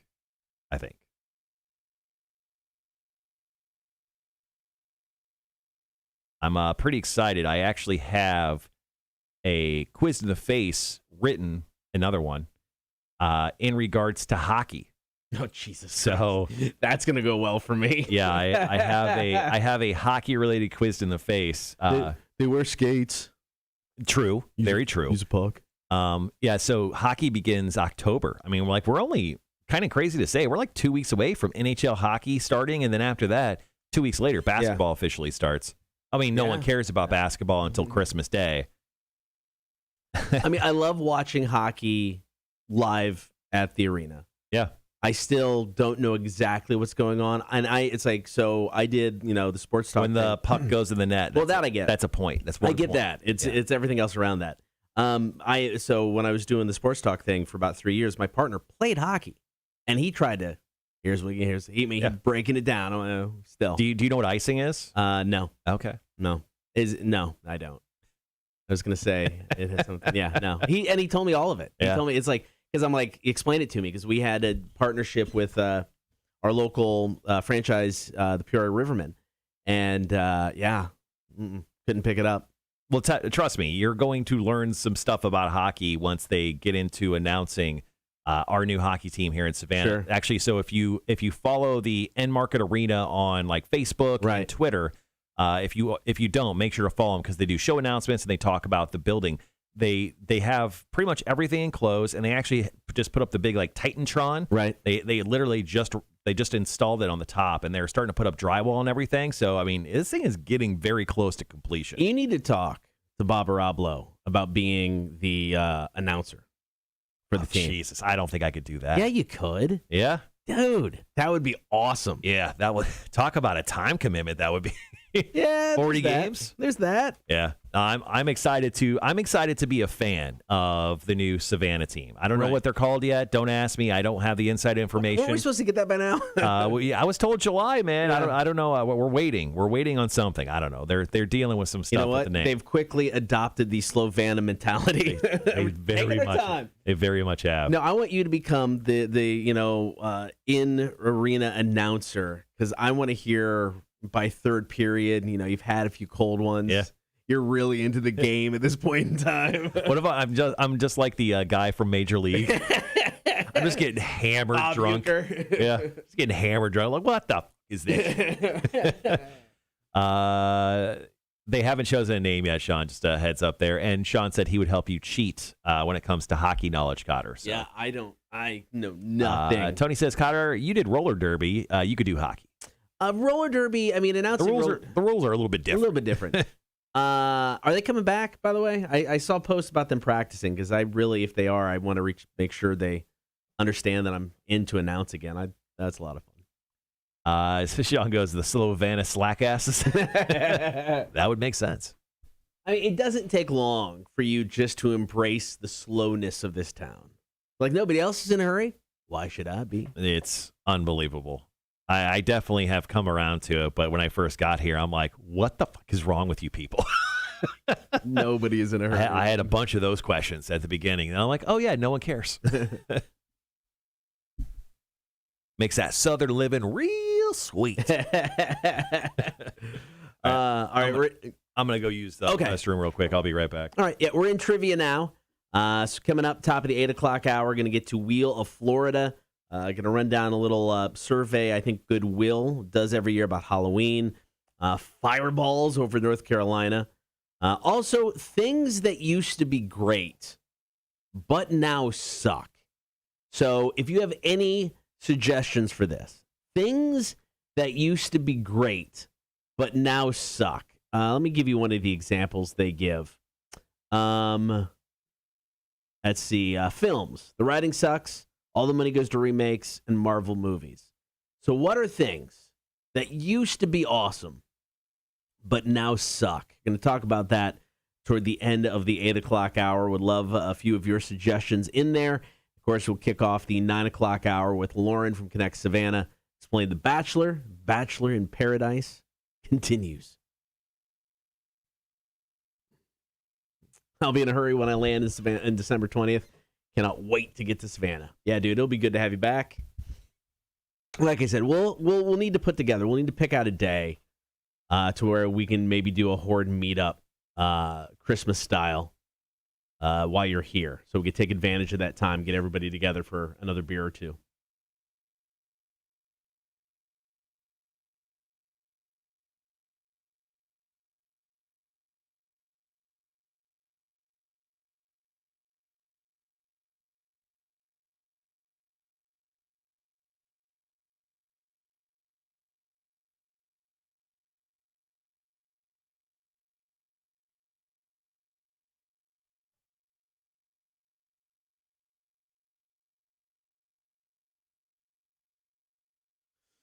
Okay.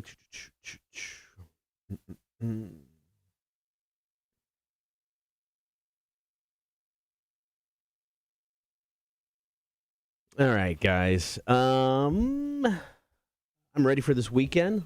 Hopefully you guys have some fun stuff planned. Saturday, the wife and I are going to Jacksonville. Finally going to go watch Hamilton. I've told that story about how we got tickets because of my kids. And now neither of my kids are here to go, so it's just me and the wife going. So looking forward to that. Anybody got any recommendations if you've been to Jacksonville in a while? Places to eat. So my go-to is always Chewy's because I'm a nerd. So I told the wife she can decide where to go. But there's some suggestions out there. That'd be awesome. Got a place.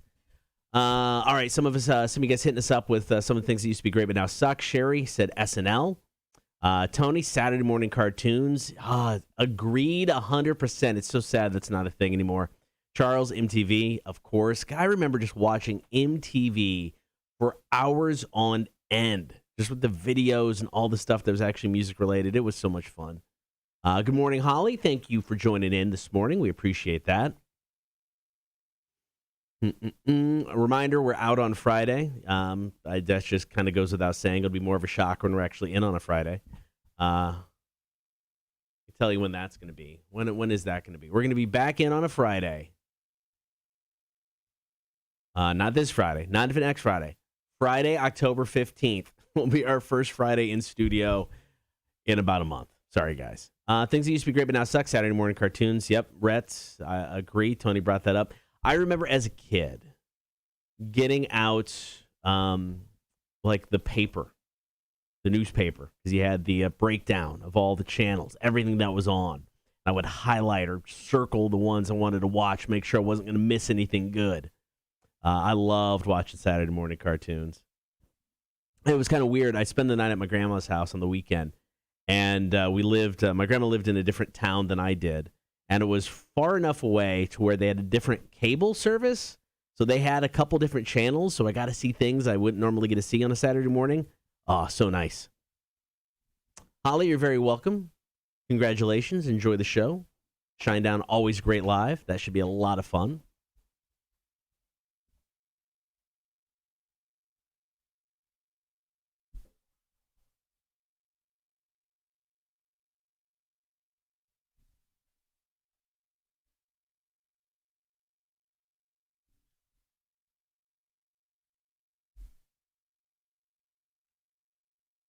Got to get my wheel ready for Wheel of Florida. We're going to have a real wheel. We can start using a real Wheel of Florida instead of the digital one I've been using. Should be in tomorrow. No, should be in today. Oh, did you order it already? Yep, should be in nice. today. Good for you. On the ball. On the wheel. Well, it's funny. It's like I was going through the options, and I was like, oh, this one will be good. Reviews are decent. And I go in to start ordering it, and I look at arrival time. It's like October 7th. I'm like, no, that's not going to work. And I go back, and there's like next day delivery. Perfect. Yeah, I love the next day delivery. So, guys, we're right around that time of dropping our top five. So if Cotter hasn't said it already, please feel free to drop in your top fives for the week. These are 5 things that you're currently working on or you just have to get done prior to the weekend kind of hitting or over the weekend. It could be laundry, taking the kids to school, buying a large amount of drugs. Like the lady next to us last night at the show who was on mushrooms. All the shrooms. Tony, that was one on my list. 100% agree. I had them had listeners start throwing in things that used to be awesome but now suck. Was definitely one on my list. Whitey's Fish Camp, good place to eat. All right, check that out. Looking for recommendations for Jacksonville too, dinner food wise. I mean, because we're not going to do Chewy's because that's been like the last 12 times we've gone.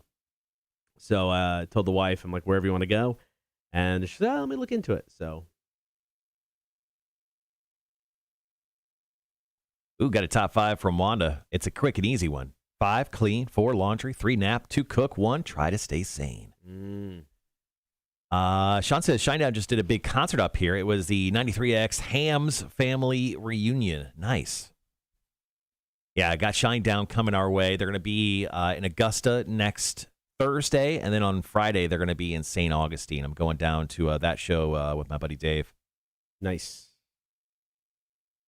With Cotter out of town next week, he's going to Austin for a week. It leaves me a lot of time just to be a slack ass, as they say. Yeah, I'm looking forward to it. I was starting because I'm going down for ACL, but they're okay. So ACL this year, in my opinion, is not good. ACL is very much a very eclectic type of festival. It's definitely starting to lean less toward what you would think the Austin music scene is, and more very much a pop sort of thing.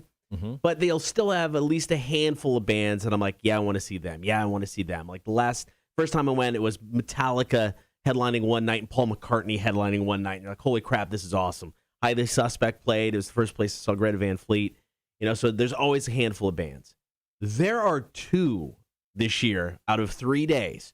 2 bands, 3 days, they both play at the exact same time. It's Modest Mouse, who I've never seen, and the Mongolian band The Who. Both play at the same time. Have you looked at because they have multiple stages, right? They do. Austin City Limits. I haven't seen where they're at yet because it's like I don't feel I need to be right up by the stage for either band. Like Paul McCartney, Metallica, Guns N' Roses. The last time I went, I'm like, I'm getting as close as I can. These 2 bands, it doesn't matter. So if I can kind of stand in a walkable middle distance, and go back and forth, I'll probably do that. Yeah. Ooh, Sandy, I think is currently on vacation.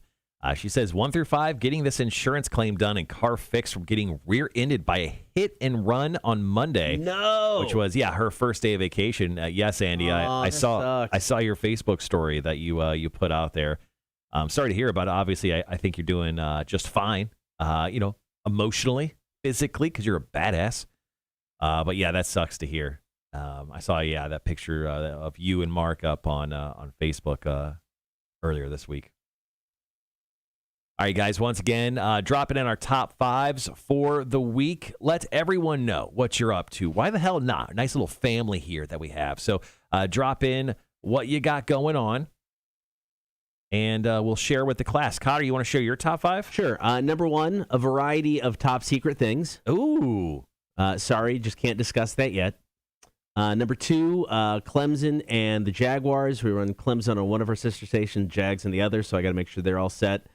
Best stuff for Friday, since we're out, record and produce Latin Lunch, and then working on a variety of new intros for show features. I got a fun idea, I think, for Dude of the Week that I'm going to try, and I hope it works out because I think it could be fun. Just get some intros in, since we have the ability to do that stuff now. So, yeah, there's my 5. So my 5 is I'm working on a variety of top secret things as well. I got a top secret thing in the mail yesterday, and it is the wrong color.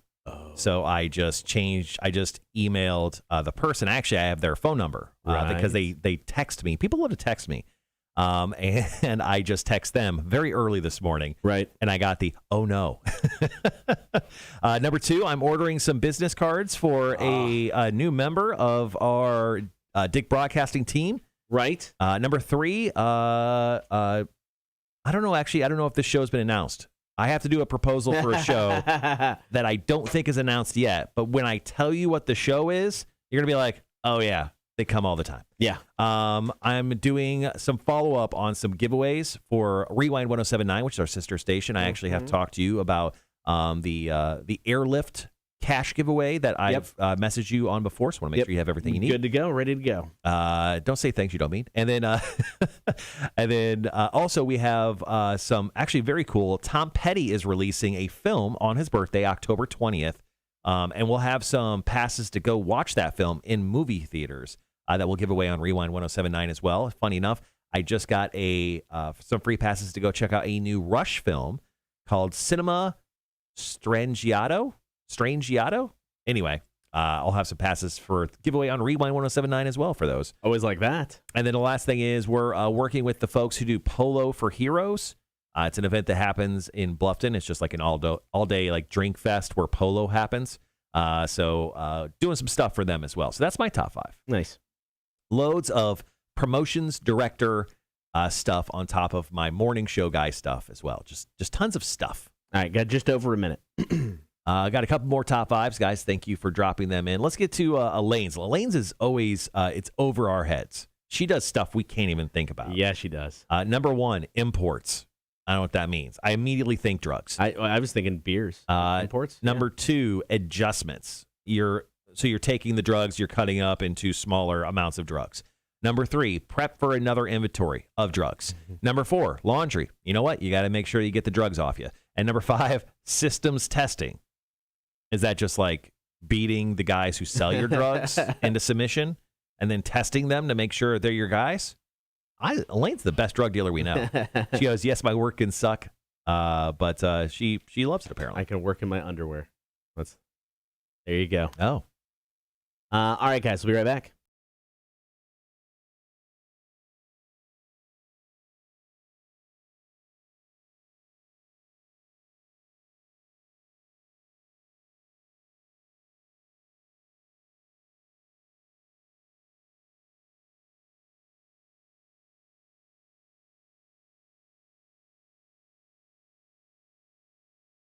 Good morning. Thank you for hanging out. It is the Cotter and Marshall Show.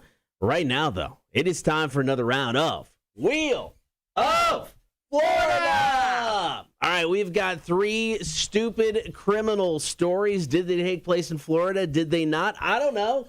Okay, I do. But I'm going to read the story. I'm not going to tell you where it happened from. And then we're going to let our wheel make their guess and see if they can get it right if the story took place in Florida or not. Okay. Wheel was on a streak. Had a little rough go last time, though. Yeah. I think we only got, 2 out of 3? 1 out of 3 last week? I think it was 1 out of 3 last time. Yeah. So hoping for a comeback here. Are you ready? Well, let's go. Here's story number 1. There's a 27-year-old man named Sir Dangerous Lashad London. Dude, I want to be that dude's best friend. It's the best name ever. What was it again? Say it again. Sir Dangerous Lashad London. Okay, yeah, that's badass. He was arrested on Tuesday for allegedly kidnapping a woman. Whoops. And threatening her with a box cutter. Okay, I don't want to be this guy's friend anymore. Not as badass. Yeah. It's unclear what their relationship was, but they got into an argument, and Sir Dangerous flew into a rage. Tried to well, his name is Sir Dangerous. Like she didn't know? Yeah, like I know. She didn't know? He tried to block her from leaving, and when she escaped to a car, he jumped inside her and held a box cutter to her throat. He jumped inside of her? Inside with her. I'm sorry. Okay. I was like, yeah, that was what a different. Is he, Beetlejuice? That's a different story. He told her he was going to make her life miserable if she freed herself and managed to drive away. Mm-hmm. Then he chased her down in another vehicle and crashed into her. She was eventually able to get to the police. Sir Dangerous is facing 9 charges, including armed robbery, burglary, aggravated battery using a deadly weapon, aggravated assault, and grand theft. Well, I mean, he's obviously been playing too much Grand Theft Auto with the way he's been living, Sir Dangerous. So let's go ahead and spin this wheel. See where it lands. Let's go. I mean, the wheel says it, and I feel confident. I'm behind the wheel, whether it be right or wrong. It says Florida. That is correct. All right, wheel. Let's go. Winter Haven, Florida. Duh. The home of Sir Dangerous. Do you think Sir Dangerous would live in any other state? Florida is home to Sir Dangerous. All right, here we go. Story number 2. Earlier this month, a 37-year-old man named Matt Williamson got arrested for breaking into a car.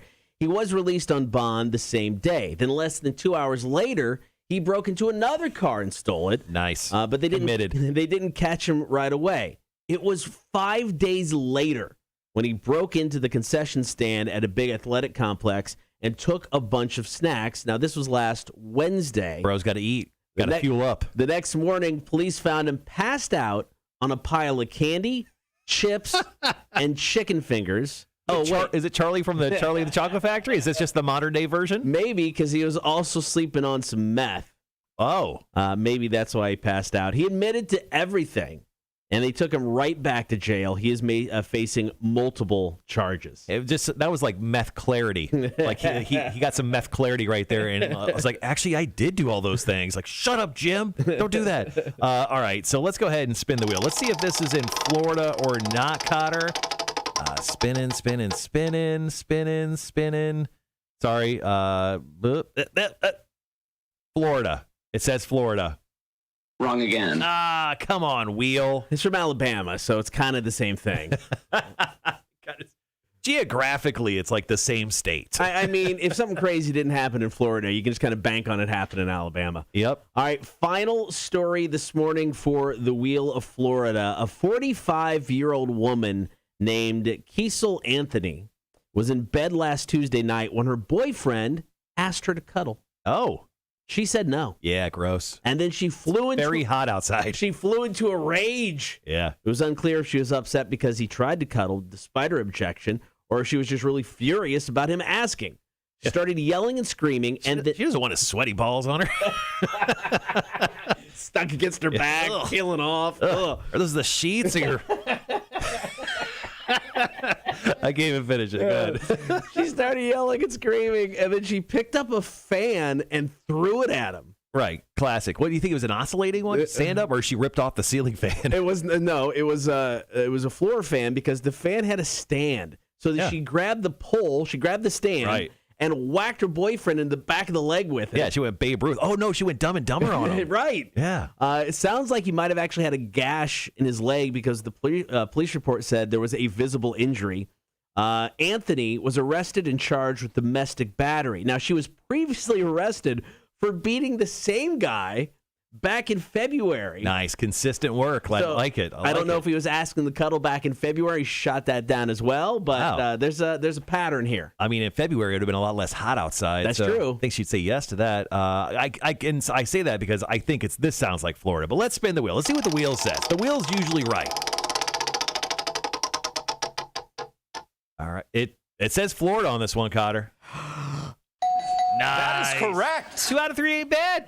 We don't get the specific Florida location, but it doesn't matter. We're going meatloaf today. 2 out of 3 ain't bad, man. I love it. All right, there you go. Wheel of Florida. Coming up next, Goodwill did their annual Halloween survey about some costumes. We'll discuss that after Foo Fighters. This is Making a Fire. It's the Cotter and Marshall Show. Rock 106.1. I love that Sean was playing along with us, and he's just like, he guessed on every single one that was in Florida. He's like, Jacksonville, Gifford County, St. Louis, Lucie, West Palm. All right, guys, we got a little less than 4 minutes before we jump back on the air. We do have a couple top fives to get to. Yeah. Actually, quite a few. Andrew says, my top 5 is just a decent repair shop that can work on my work trucks. I do not understand how we live in a city with so many trucks that come in and out, but nobody seems to want the work. We feel you, Andrew. Let's see. Rhett chimed in. He goes, number 1, I've got to work. 2, finish watching Squid Games. I've done episode 1. I've only got 8 more to go. Number 3, lawn work. Number 4, kiddo soccer. And number 5, watch Clemson probably lose again. Yeah. What is Clemson's record, Rhett?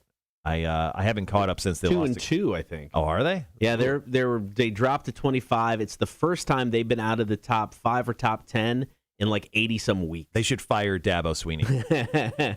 Number 5, let's see. Oh, Tony says 5, get the conference room organized and clean. Number 4, send out the announcements for Kia's wedding. Number 3, get a new seat for 2 of the rooms. I'm guessing that's important. Number 2, get a November promo invitation done. And number 1, interview people. In case you need a job at massaging people, Tony has a job for you, people, in case you're wondering. I think it was Tony talking about the coffee day. Yeah, it's National Coffee Day today. So here we go. Here are 10 deals that you can get today for National Coffee Day. Deals. Starbucks giving out free coffee to anyone who shows up with a clean, reusable cup, like Tony said. What if it's like one of those giant, like massive 7-Eleven cups? It just has to be 20 ounces or less. Oh, yeah. Whatever, man. You can also sign up online to get a free 7-ounce sample size bag of Starbucks coffee in the mail. Dunkin' Perks members get a free medium coffee with any purchase. 7-Eleven also giving rewards members a free coffee with any purchase. Coffee Bean and Tea Leaf. I don't know if you have any of those around here. Giving out free coffee if you spend at least $2. Caribou Cafe Perk members can stop by today. Chance to win free coffee for the year. That's kind of cool. Circle K giving out free coffee coupons. Just text the word free to 31310. Krispy Kreme rewards members and get free coffee and a free donut. Panera is giving parents and caregivers unlimited free coffee today. Then you have to be a perk member. How much coffee can you actually drink? I don't know. 3 cups, maybe? Just let them know they won't charge you. Tim Hortons has 99-cent coffee in any size if you order through the app. And then Wawa, don't have any around here, but giving teachers free coffee all month. Yeah, Wawa is, they got some down in Jacksonville. Tim Hortons, I mean, north of Chicago, right? I think that's the closest one. Yeah, I don't know. It's definitely a Canadian, it's a Canadian business. I think it has made its way to some states. Yeah, Sean said he's going to Caribou for coffee this morning. Cam says, Cotter, you have to go to Kickbacks in Jacksonville. 204 beers on tap and huge menu. I took you there once. Oh, is that the... Mm-hmm. Trying to think. It's like a steampunky type of place. Okay. Massive inside. Yeah. I remember that. It's a cool place, man. It was cool. Yeah, they had lots of beers. Yeah, I would just, if I was you, I would just go to the 5 Points area. 5 Points has so much stuff to go and enjoy over there. Spend an entire day just walking around shops and eating and stuff. All right, guys, got about 30 seconds. All right, guys, we're going to jump in with a little Halloween story. 'Tis the season.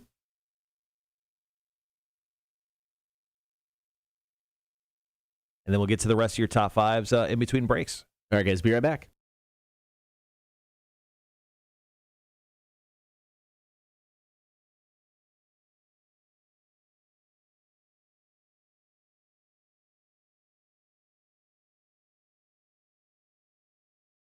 Just over a month out from Halloween. I know it's a lot of people's favorite holiday. You're a big fan of it, Marshall? Well, I'm a huge Halloween guy. So Goodwill does an annual Halloween survey because this is a really busy time for them because a lot of people use Goodwill to kind of put their Halloween costume together, maybe some Halloween decorations, depending on what's in there and getting donated. So let's take a look at some of the things they came up with on this survey. 74% of Americans plan to do something for Halloween this year. That can be handing out candy, which is 41%, 34% dress up, 34% decorate their home, and 24% plan to go to at least one Halloween party. Now, I know you like to decorate your place, Marshall. Yeah, I decorated a month ago. It was the first weekend of September I started putting stuff up in my house. Do you dress up for Halloween? I haven't done it a lot in the past, but we have over the last few years, and I think we've been talking about dressing up again this year because we're going to, I think, a couple Halloween parties. Okay. So, yeah, we haven't dressed up regularly. We did last year because we made the last-minute decision to hand out candy. So, we put some music on in the driveway and got dressed up. When I first got here, we had deals with the Halloween store, so they would give us costumes. And we'd go out and just kind of wear stupid costumes. I think the first year I was here was a Teletubby. Nice. Because we let listeners vote. So there's, according to the survey, once again, Goodwill's annual Halloween survey that just came out that we're talking about, 74% of Americans plan to do something for Halloween this year. That means 26% of Americans suck. So why do you think they are that way? They are. Maybe why are they Toby Flenderson from The Office? Maybe they look at Halloween as the devil's holiday. Okay. Well, I don't. Those people don't need to exist anymore. When it comes to costumes related to movies, TV, and pop culture are big again. 28% of people say their costume falls into that category.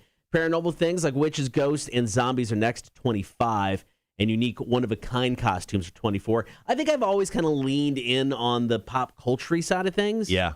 I mean, I think my last costume, we did something a few years ago out at the Wild Wing in Pooler. I dressed up as Negan, and I've used that for like the past 4 years just because I still have everything. And it's a super easy costume to put on. That's when you know you're getting older in age, where you're just like, I can wear this Halloween costume multiple years and get away with it. Like, I don't have to try. We went all out a few years in a row for our kids, and they did some Doctor Who type stuff. We did one was a weeping angel. We built a Dalek that we basically set down on a walker so my kid could get in the Dalek. We put it down on top of her. She could push it around the neighborhood. Still, to this day, my favorite thing we've ever built when it came to Halloween. I was very proud of that outfit. Yeah, I don't think I've never really dabbled too much into Halloween costumes, like going like the popular route, because I couldn't afford those costumes. Sure. As a kid, and I think everyone can relate, as a child, I was so poor that I couldn't afford a Halloween costume. So I had an insulated flannel that I would wear as like a jacket or a coat when it got fall time. I would button it up. And then instead of having a bag for my candy, like a plastic bag, I would use a black garbage bag, and then I would tell everyone I was a hobo. So that was my Halloween costume for at least for a minimum of 3 years as a child. So come on. All right, last thing on this list, 73% of Americans say the pandemic will affect their plans again this year in one way or another. Only 32% expect it to affect their plans a lot. I mean, yes, I'm sure there's some people who are still going to be a little bit cautious about sending their kids out trick-or-treating again, but I bet it is way different than last year. Yeah, just make them wear masks. Just like buy them a costume with a mask, and they're fine. Built in, you're good to go. Yeah, make them wear a big, stupid headpiece, and you're good. I bet the number of trick-or-treaters up drastically. Last year, it's like, we had a table out on like the front of our driveway, and we sat in the back of the driveway so we didn't get close to anybody. I bet this year it's a little bit more of a free-for-all. Nobody's going to care. No, I don't think so either. It's going to be good just to have that Halloween back in general, giving out candy and stuff. So I can't wait. I'm going to dress up. I think I'm dressing up, and I'm wearing, if you're watching the live stream, I'm wearing a Frankenstein shirt. I think I'm going to dress up as Frankenstein. I like it. So if I will dress up, obviously, for the show once I get the costume, but one day I will definitely make that happen on the live stream. All right, if you got some Halloween plans, let us know about them. Hit us up with a text, 800-394-1061, or comment on the chat. Over the weekend, there were fireballs over North Carolina. We'll talk about that next. Cotter and Marshall Show, Rock 106.1. All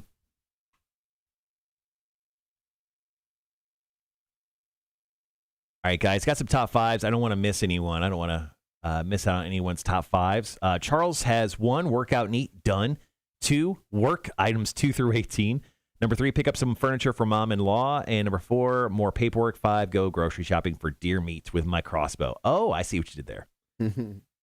Sean has top 5. Let's get to it. Finish out the work week. 2, figure out what broke on our front end of my beater car. Oh, okay. Number 3, go to a housewarming party. 4, smoke some meats, of course. Number 5, drink beer and watch NASCAR race on Sunday. Guys have some pretty solid top 5s today. Andrew agrees that kickbacks is the S. Sandy mentioned Black Rifle Coffee. Sandy, is Black Rifle Coffee doing anything for National Coffee Day today? I didn't hear them on the list. They weren't on the list that I had, but that doesn't mean. But obviously they're a small coffee company. It's not like they're a giant Starbucks or anything. Wanda says just get a Halloween costume from the 80s and that'll be fine. Okay. And then Sean says we had a fire pit out front and we handed out candy or toys, Jell-O shots for the adults.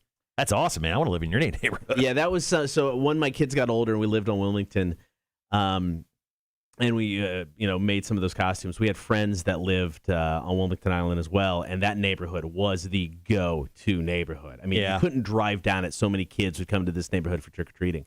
Well, he has a tiki bar that was just on wheels, and he would be in his garage.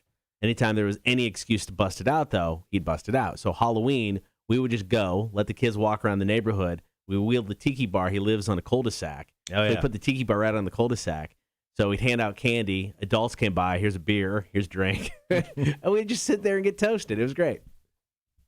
Yeah, where I live in Georgetown, it's kind of a side street, so not a ton of kids come down it. It's kind of a bummer, and it doesn't seem like a lot of my neighbors really participate in Halloween festivities. I mean, currently, I am the only one that has Halloween decorations up. Now, I get it. Marshall is still September, but we're 2 days away. And I'm the only person on my entire block, the moment you turn on all the way down to the end, where there's a cul-de-sac, the only one that has stuff up. So hoping that changes. I need my neighbors to step up, man. Yeah, I'm guessing we'll have more trick-or-treaters this year because, like I said, last year it was still everybody was a little sketchy. And I mean, I also just don't know. I mean, my neighborhood where I live isn't huge, and I don't know how many kids are actually there. Rhett says his hood in Beaufort also has adult treats. Yeah. So while we have a few minutes, don't break those. Well, maybe I will. While we have a few minutes, real quickly, Torture Tuesday, which obviously you guys love. I know this because of our streaming numbers. Torture Tuesday's back next Tuesday. We have the Fart Launcher 3000. That's what this gun is. It's produced by the fine people at Buttheads. But we're using this to shoot Cotter in the face with fart gas. Now, there's regular fart gas, Cotter, and then there is the epic liquid ass. Yeah. People may remember liquid ass because I did a liquid ass huffing Torture Tuesday for the entire show back, I don't know, a few months ago. And we are going to use this mechanism to shoot fart gas at you for the entire show.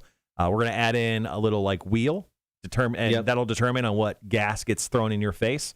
But we'll do that all show long, and we'll use the Fart Launcher 3000. Now, Tim, the engineer, recommended I modify this gun with a tighter spring so the waft is more pungent and forceful into your face.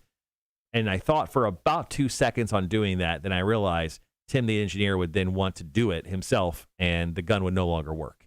So decided against that. We're just going to go with regular, standard Fart Launcher 3000 gun. Right. Maybe in the future, maybe I'll bust this thing open. I'll soup it up.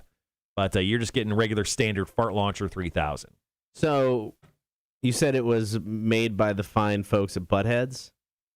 Yeah. So does Buttheads have other fart launching equipment? Not that I know of. And they've gone all in on this one device. I think this is the premier fart launching device from Buttheads. But these are the fart canisters. These all have fart juice in them, as one would say. 2 of them are just regular fart juice, and one of them is the dreaded liquid ass. And if I don't like your reactions, like it's just not that bad, I'm just going to spritz liquid ass, which is right here, in your face. Here's the problem. So here's the one downside to this, and I'm not trying to get out of it. That's fine. It's happening. That's not a big deal. We have these mics covered with, like a basically a sponge. All of that liquid ass that gets spritzed is just going to soak into that, and we will be smelling it for the next forever. Well, I mean, you will. I mean, it won't really. I'll be the one spritzing. That's your problem. That's a whole lot of your problem, Cotter. Yeah, but I mean, I think if you're just spritzing out of the little spritzer, I think it's everybody suffers. Well, the thing is, with this gun, it's not spritzing liquid. It's spritzing the smell. So inside the canister. No, I guess, the gun, yeah. So I'm saying if you had to use the spritzer. Yeah. So you just put the canister in. It spritzes towards like a back kind of, I don't know, right, smelling area. And then a force of wind blows that into your face. Looking at it, because I was seeing if there's any other fart blasting devices from said company, and it doesn't look like it. The reviews, not very good on the fart blaster. Well, it's because people are unhappy with the smell that it provides. Here's 2 stars, 2.5 stars, 2.3 total stars. Well, I mean, once again, it is $13. I mean, all right, we've got just under 2 minutes. Tony says, I hope the office doesn't stink for the rest of the day. Oh, it will. Tony says, we have 2 Black Rifle Coffee bars here in Savannah in 9 Line. Yep, that's true. Tony says Black Rifle's doing 50% off for National Coffee Day. Okay.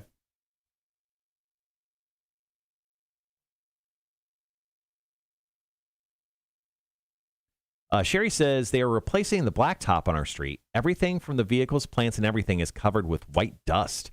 If they don't get that fixed, I can't even decorate this year for Halloween. Where can you get the fart gun? Too funny. Amazon.com. You can get the fart launcher 3000. Sean says, why is Cotter talking down to the fart blaster 3000? I don't know why he's doing that. I'm not Sean. talking down. I'm just speaking. No, he's talking down about facts. Reviews aren't good. Well, you know what? Maybe you could review it once we. Do you want to take a shot right now? Just regular fart? No, I'm good. Or just liquid ass? No, I'm good. I want to save it all. Save it all for the big day. All right. Saving myself, Marshall.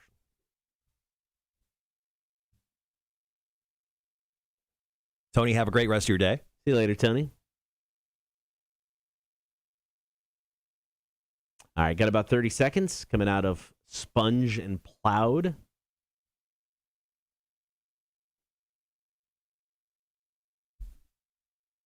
So we're going to talk about this fireball that went over North Carolina a couple days ago, and then we'll get into a kind of an update on a list that we've already talked about things, sucking. And then we'll talk about other things that, suck. All right, guys, be right back.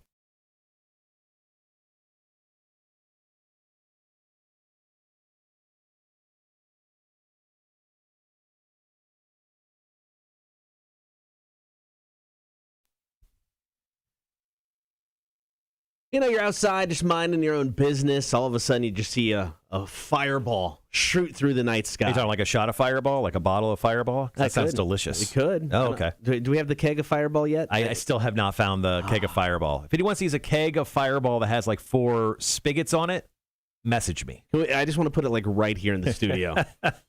I think that'd be great. Anyway, about 80 people in North Carolina over the weekend reported seeing a massive fireball in the night sky. Now, they said it was caused by a meteor that traveled 26 miles through Earth's upper atmosphere, and that was according to NASA. Yeah, so this was actually seen in Maryland, South Carolina, West Virginia, and Virginia. It accounted for 148 total reports, but people were able to see it, I guess, the best, kind of like Raleigh, North Carolina. Yeah. They're able to see it the best there. And there was actually a very cool video that was caught on a Ring doorbell cam of this giant fireball kind of shooting through the sky and then kind of exploding because it disintegrated. Yeah. And meteor rocks went everywhere.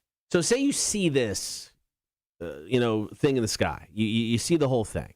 With all of the alien talk, all of that stuff's been going around lately. Yeah, there was aliens on that. Do you wonder? Yeah. You go, oh, it's happening now. Now they're coming to visit now. Yeah, there was some alien sex happening on that meteor, and that's why it exploded the way it did. Now, here's the thing. Obviously, you remember the movie Armageddon, right? Yeah. It'd go up, blow up the meteor to save the world or whatever. So NASA put out this little thing that made me think, you know what? Maybe Armageddon's not really what it's supposed to be. So NASA said, more than the usual amount of uncertainty in the trajectory solution due to all the observers being located to the west of the fireball. And pretty much what they're saying there is they didn't really know where that fireball or where that giant meteor was going. Okay. And the trajectory of it. So it makes me think that, Bruce Willis jumping up in a rocket and then trying to make it, explode something like with a nuclear bomb doesn't seem like the most logical thing to do. What if a fireball or, a meteor ever comes straight for Earth? What are we going to do? Because I feel like we're not going to be able to hit this thing. I don't think anybody has an answer yet. Is there a Hawkeye of nuclear bombs out there that we don't know about? No, I don't think there is an answer. I think scientists are probably working on it. Because he seems like you hear now more than ever that, this meteor or this, piece of space trash is going to come within 20,000 miles of Earth. All it takes is one, to hit to wipe everybody out. So I don't know. I hope there's an answer. Hope they got something. Me too. And space trash, name of your outer space sex tape. But so in 2013, a meteor disintegrated over Russia. And this one actually caused property damage. Because, it rained down and it caused several injuries to people as well. Now, in 2020, this is where it gets weird. This is where the aliens get involved. Mm-hmm. A glass dome covering a 500-kilogram fragment of that meteor spontaneously levitated on its own while on display at this museum. What? They have no explanation as to how it happened. Inside that piece of meteor is something super cool, guys. There's an alien inside of that. Seriously, there's got to be something. It's got to be something. Yeah. And wait, this happened in Russia, though? In Russia. Are we gonna believe the story? It's Russia. I want to believe it, actually. I really want to believe I'm big-time Fox Mulder here. Yeah, I want to believe, man. All right, what are things that used to be great but now suck? You can tell us about it. 800-394-1061. Hit us up with a text or comment on the chat. We'll discuss next. Godsmack, Rock 1061. Sandy said, I totally believe in that shit. You guys are freaking me out. I love it. All right, so next up, going to talk about this poll that we found of things that were great, which now suck.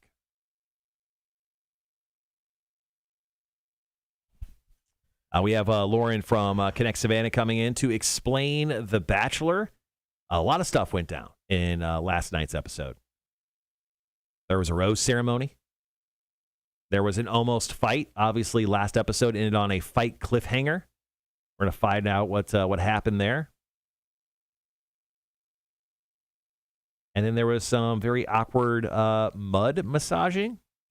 They just like to get all touchy-feely on this show. And then there was giant snakes massaging them as well. It was kind of strange. Are you talking about Grocery Store Joe's penis? I don't know. Oh. I don't know who that was, but there was something out there. Rhett says, aliens, call the Avengers. Yeah, I don't know, man. I wish they would have had video, obviously, of this thing levitating out of nowhere. I'm curious. I got about a minute and a half.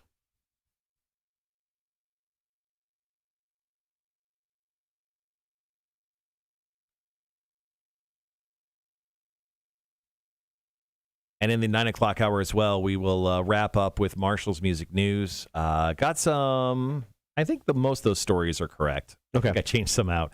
We'll talk about David Lee Roth. We'll also talk about Alter Bridge. And we'll actually talk about a heavy metal band called Greyhawk. Greyhawk. Okay. And their connection with the Foo Fighters. Really great story there. Actually, you know what? Yeah, I think I'm going to lead with that story. I'm going to lead with the Foo Fighters Greyhawk story because that story is pretty incredible. So some great stories coming up with Marshall's Music News to wrap up the show today. And then we'll get into the Thursday show. Got Hefe, the new music beta fish. I'll be quizzing Cotter in the face as well. Speaking of Foo Fighters, we got 30 seconds. There's a story that came out recently. Dave Grohl said he almost joined the band when he was a teenager, joined Gwar when he was a teenager. Gwar has come out and said he made the wrong choice not joining the band. Of course he did. All right, guys, be right back.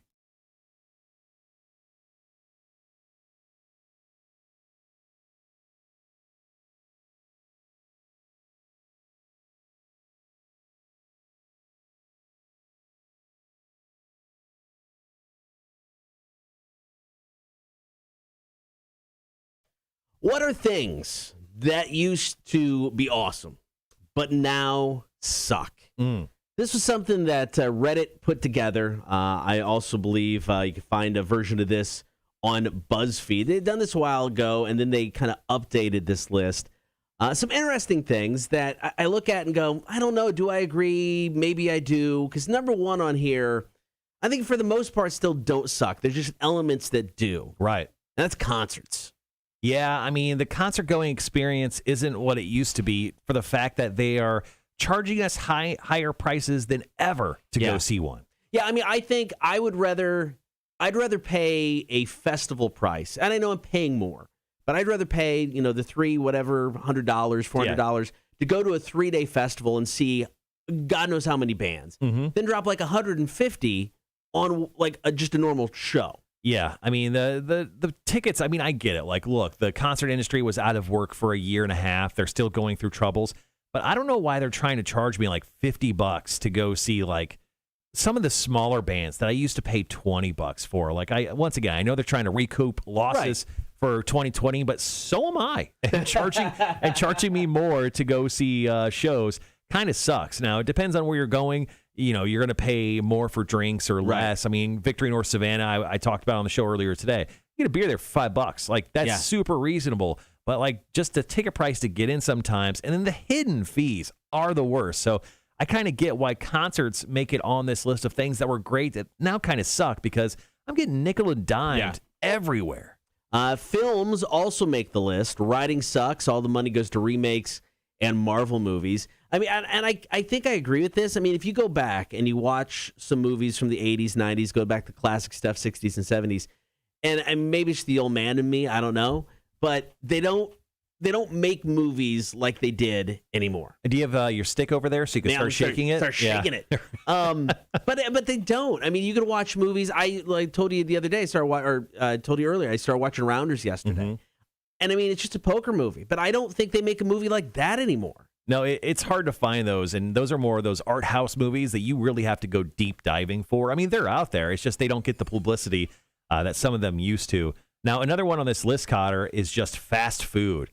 And I think everyone at this point, if they listen to our show at all, knows that I absolutely agree with this. They say fast food, it's never been obviously good for you. It's more unhealthy now. And a report just last week said that drive-thrus have gotten slower and less accurate.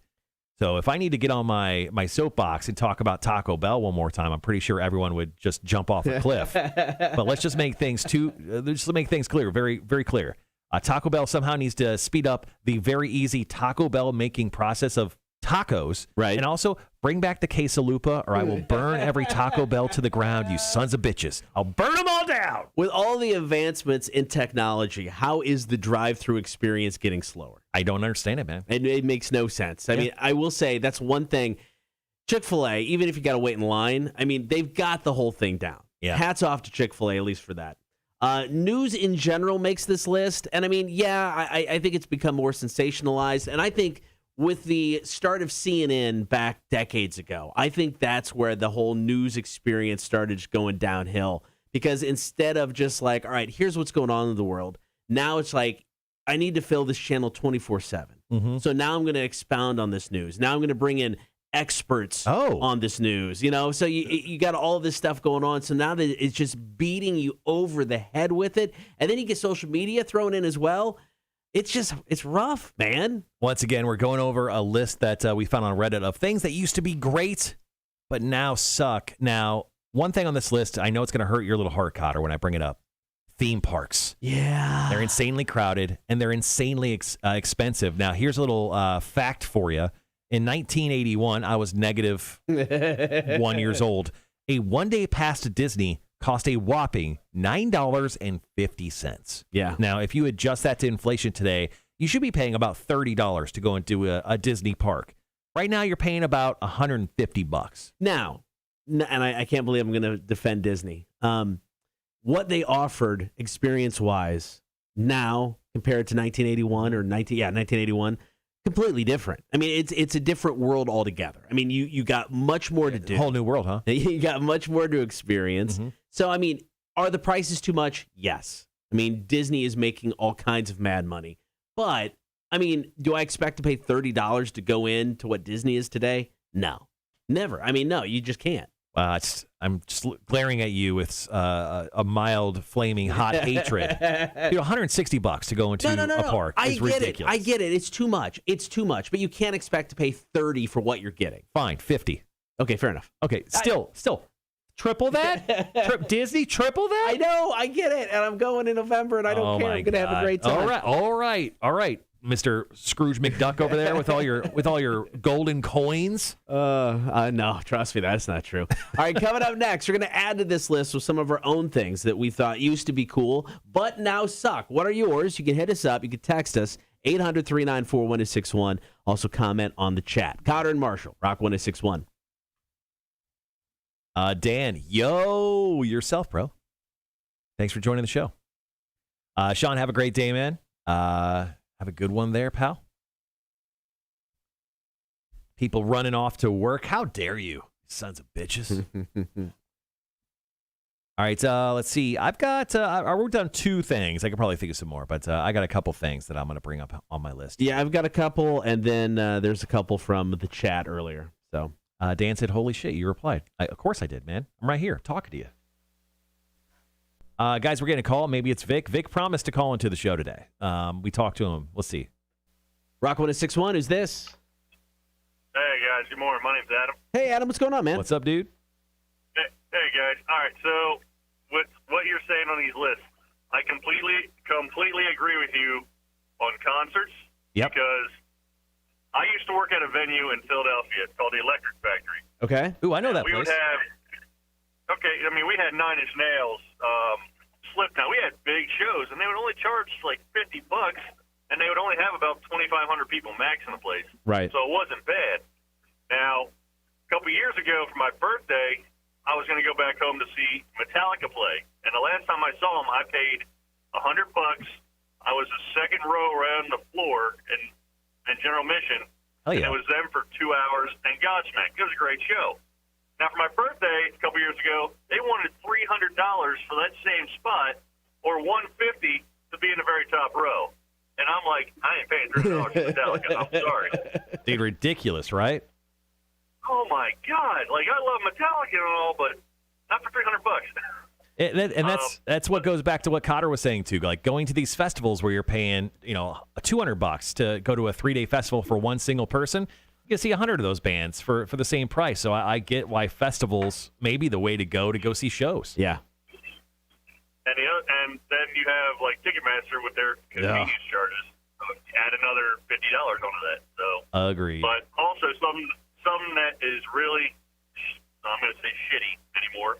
Yeah. NBA basketball. I'm sorry, but just like the quality of the product, because I mean it's way different now, obviously. It's just. It ain't basketball. Like, play defense. Yeah. No, you could say it. They're pussies. No, dude, I completely agree. I honestly can't watch basketball much anymore. Although, as a Chicago Bulls purist over here, I grew up watching the six-peat happen. I cannot wait to see how good this new Bulls basketball team is now that we got some bros on the squad. I can't wait to watch it. Okay, nice. Well, hopefully they don't beat my Sixers. Well, I mean, Ben Simmons apparently isn't coming back, man, so it looks like they may. Well, if he plays like regular Ben Simmons and not playoff Ben Simmons, yeah, sure. Okay, yeah, no, I hear you. All right, brother. Well, thanks for calling in this morning, man. Thanks, we Adam. appreciate it. Yeah, take care. I see you, man. All right. We're going to come in right after this stuff. All right, sounds good. You got about a minute-ish. Dan says I listen all the time. Well, thanks, man. Appreciate that. Thank you, sir. Appreciate that. Yeah. All right. So for this next spot, like I said, I've got two things. One's a TV show. Okay. And one is more of just a general life thing. So Yeah, I've got a couple, and Okay. then, like I said, just a quick mentions from people in the chat from earlier. Yeah, why don't you kick off, and then I'll dive in with a couple of mine. We'll figure out where it goes. Once again, guys, top the 9 o'clock hour, we are going to be talking to Lauren from Connect Savannah. She'll be coming in to explain The Bachelor. And after that, we'll do some Marshall's Music News, and that's it. That's the show, guys. Dan, don't call me sir. I'm only 21. Cotter calls everyone sir. Now I feel old, but thanks. I do. Sorry. Apologies. Just a thing.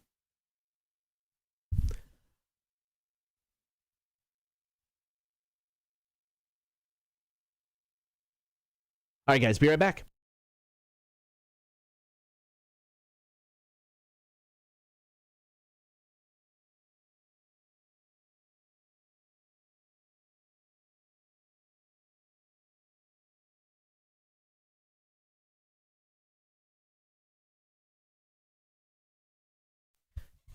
What things used to be awesome, but now kind of suck? One of the things I wanted to add to this list was flying. And I mean, if you look at the heyday of flying, and if you see like pictures and videos and movies of flying like in the 60s, everybody's dressed up, you're getting like full meals. You're like, that's the experience I want. Yeah, you used to like be able to make out with the stewardesses and so smoke nice. Cigarettes. Drink the finest of whiskeys. But even over the past 10 to 20 years, I mean, the experience has changed drastically. I mean, because airlines like Allegiant and Jet and JetBlue and what's the other? Oh, Spirit. Yeah, Spirit. And Frontier came to be. I mean, it's like, here, your ticket's only $100, but we're going to charge you $300 just to bring a bag on. I mean, it's a little crazy. And then it's, you get stuck if you're in the middle seat. I mean, the plane's seats are smaller. You got less room. It's uncomfortable. I mean, it's a necessary evil sometimes. I mean, I'd rather fly. Like, I'm going to Austin here next week. I'd rather fly than drive, because if I drove, I'm wasting 2 days of my trip. So flying, I get 2 full extra days basically on this vacation. But the flying experience itself used to be so cool. And I don't know, man. It's not cool anymore. That's an interesting one to bring up. I've got one. How about this? I got a TV show that used to be, I wouldn't even say the TV show. The characters used to be great, but the TV show sucks. How about The Falcon and the Winter Soldier? The Falcon and the Winter Soldier from the other Marvel films, great characters, super fun to watch, but then they do a show together, and it sucks. It sucks so hard. They got way too hard into politics for a Marvel show, man. Like, show me the Winter Soldier, like, shooting some people and doing some, like, parkour kung fu. And then show me the Falcon, like, jumping up and, like, doing sick air tricks and, like, I don't know, slugging Mountain Dews or whatever in the air, too. Like, show me some of that. So I don't need to, like, know about all this, like, politics stuff. Like, leave that out of it. That show was so bad. I've had some time to reflect on how bad it actually was. Once again, characters are so great. You put them in a show together, they suck. Yeah, I don't care. I don't care about your boat and your family, Falcon dude. I don't care. All right, talk about things that used to be awesome but now suck. All right, going to get deep on this one. Childhood. I mean, I think, if you look back. No, I know, but listen. Jesus Christ. The childhood as a whole? As a whole, because think about it. I mean, looking back, it's like you played outside. You didn't have to worry about the internet. You didn't have a cell phone. You just went and did things. You enjoyed life. I mean, nowadays, and once again, old man, I got my stick. But nowadays, it's like kids are so attached to the internet and devices. My kids, if they never left the house, are fine. But how do you interact with people socially? I mean, the biggest fear for my daughter going to college was making friends, because for the past 2 years, I get the pandemic, you're basically shut up in your room on a device, and you're looking at a screen all day. It's not childhood. It's not growing up. Yeah. I just think the way the internet has become such a way of life, it has taken over so many things. Online bullying, all that stuff going on. I think it's tough for a kid to be a kid, and I feel bad that they don't have the same sort of experience. You're going to get carpal tunnel syndrome if you shake your stick any harder, Cotter. Man. It's not the same. How about this? Here's a tip for parents, and I'm not one. If you're worried about your child getting their full childhood experience, being too connected to their devices, take away their devices. Yeah. And then take some, and this is once again just some honest advice, take some Natty Lights and lead them like little treats you would do for your dog to lead to their cage, but lead them outside to a car door and give them the keys and see what kind of trouble they can get into. I'm all for it. Yeah. It sounds dumb, but Let's Bring it go on. there. No, this is a grown-up thing on my things that used to be great, but now suck list. How about just buying a home? Dude. Especially right now, home prices are like, my home is like $50,000 more than what it was like 8 months ago. Yeah. It didn't get better. It's probably gotten worse because I've been in it more. And like, if you buy a home, it sucks. Now, selling a home is great right now. It's great. But finding a new place to live sucks because all the apartments have jacked up their rent. Our buddy Jake, our friend Mac, obviously they're looking for new apartments because they've jacked up their prices almost $400 a month. So like, finding a new spot to live, whether it be in a house or apartment, sucks right now. If you're selling a home right now, it's great. But yeah, buying sucks. A couple of things that came in on the stream earlier. Saturday morning cartoons, kind of tying into the childhood thing. Do those exist anymore? That's just it. They don't. So you went from being able to watch all kinds of crazy cartoons every Saturday morning to nothing. And then MTV is a big one still. For people who had MTV during its heyday of music videos, it's never going back to that. It's never going to be the same. But it has to have been a TV station without videos longer at this point than it had videos, right? I mean, it's transitioned away from what it began. Well, it's just ridiculousness, 24/7. 24/7. Yeah, it's just Rob Dyrdek TV. It's crazy, but you know what? Obviously, they're making money, or they would do something. They would do something different if they weren't making money, right? I think they just got bought up by a conglomerate, CBS, that owns like 30 TV stations, and they're like number 29 out of all of them. So they don't care. All right, what things that used to be awesome now suck? You can hit us up with the text, 800-394-1061. You can also drop in on the chat. All right, coming up after 9 o'clock, Lauren Wolverton's going to join us in studio. Another round of Explain the Bachelor. It's the Cotter and Marshall Show, Rock 1061. Dan says, favorite band, go. How about this? Queens of the Stone Age, I love Nine Inch Nails, and just throw in some Metallica. I know those are like bonehead picks, but there you go. Run the Jewels. I love Run the Jewels. Morning, Gibby. How's everything going? Gibby says, Boomerang for Cartoon Network still does Saturday morning cartoons, but they're generally older cartoons, such as Tom and Jerry. Now, Boomerang... Is that one of the channels you have to pay extra for? Because I want to say, it's a cable network. For a while there, it was like included in a basic package, and now it's like, you want this? It's extra. How about this for TV stations? Back in the day, Game Show Network, awesome. Give me Card Sharks, all the old school games. Now it's like, let's show you new ones. Should I come up with their own stuff? I don't care. Don't care. I've never watched 1 second of the Game Show Network. I loved the Game Show Network. Give me the match game with Gene Rayburn from the 70s any day of the week. Dan says, effing love Metallica. I'm actually practicing Unforgiven 2 at this very moment. Nice. All right, guys, let's see. Our guest should be joining us here in just a few minutes. We'll bring her in a few minutes early, see what she's been up to. Move some stuff around. There's there. All right, where are we at? We're in the... I'm going to fire up the delay, guys. Be right back.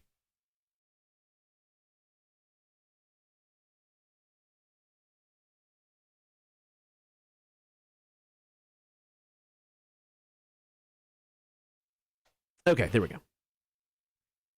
So I've got a dentist appointment today. My wife is my dental hygienist, so we'll see how good I've been lately on how much she tries to drown me or pull my teeth out.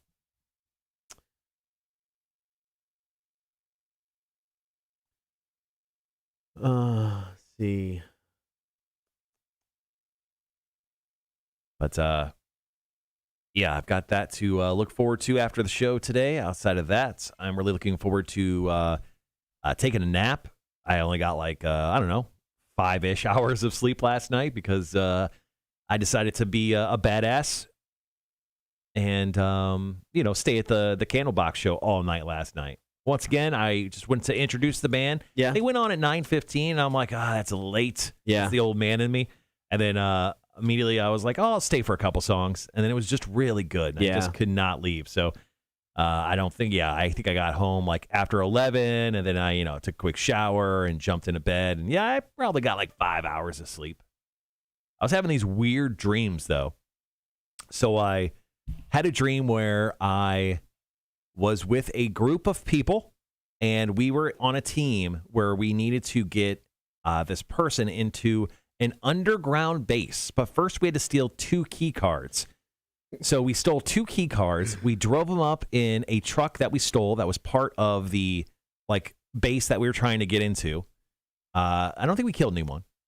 You don't think? Don't think. But we somehow got this guy in the base, and it was real tense. Like the first key card worked, and then the next key card didn't work, and then we accidentally dropped it. So, and then when we pulled it up the second time, it actually worked. And then we got into the base, and this guy was filming his journey, like he had a GoPro or something on. And it was just like a experimental base with all of these children that were like deformed. Like one had a head the shape of a banana. And like that was my dream last night. And it was like crazy vivid. And like the leader of the team was Tony Khan, who is AEW? who is the leader of AEW and the Jacksonville Jaguars. And I don't know why, but that was the dream I had last night. And a little random. You think? That's apparently the dreams you have after you go to a Candlebox show. You get to join the A-Team and dive into the children experimental building. So, in case you want to know how fucking weird I am.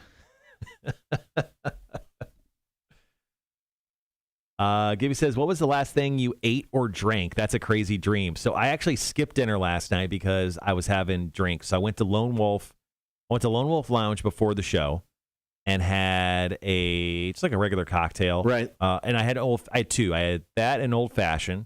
And then at the show, I had 2 Tropicalia Creature Comfort beers. So I had 4 drinks total over 7 till I had 1 drink per hour. Right.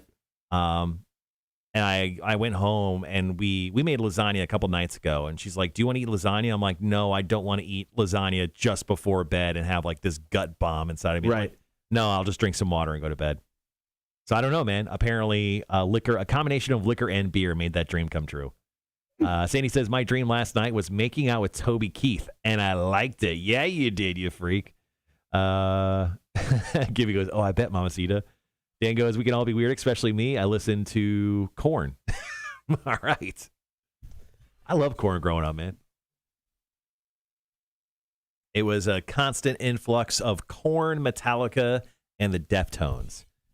Okay. And I hate the Deftones. I was going to say, there's hatred. I do not like the Deftones. Like I've never seen.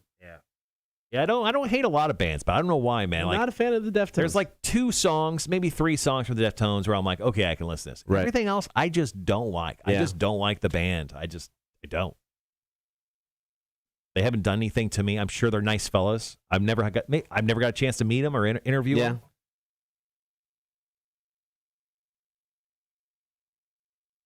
But I hate them.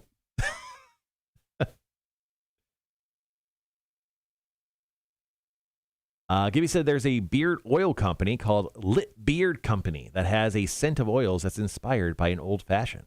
Hell yeah, dude. Interesting.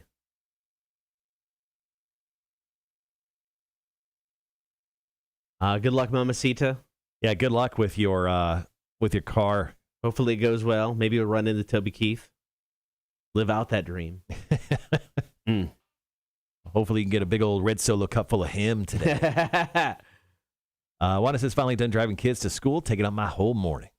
Damn kids, man. Go get yourself a cup of coffee. You deserve it. It's free today, pretty much everywhere. As soon as we're off the air, I got to run, try to get my wife's car's oil changed. I was about to say, I saw you drive your wife's car today. Yeah. I was about to ask if something went wrong with the brand new car. Your second brand new car that you've owned in the last 3 years. No, my car's fine. But yeah, I got to get her oil changed. So I'm just going to try to go to the quick place over there where you just stay in the car. They change the oil, get out the door. Where's that spot? Just right around the corner here on Waters and that other road.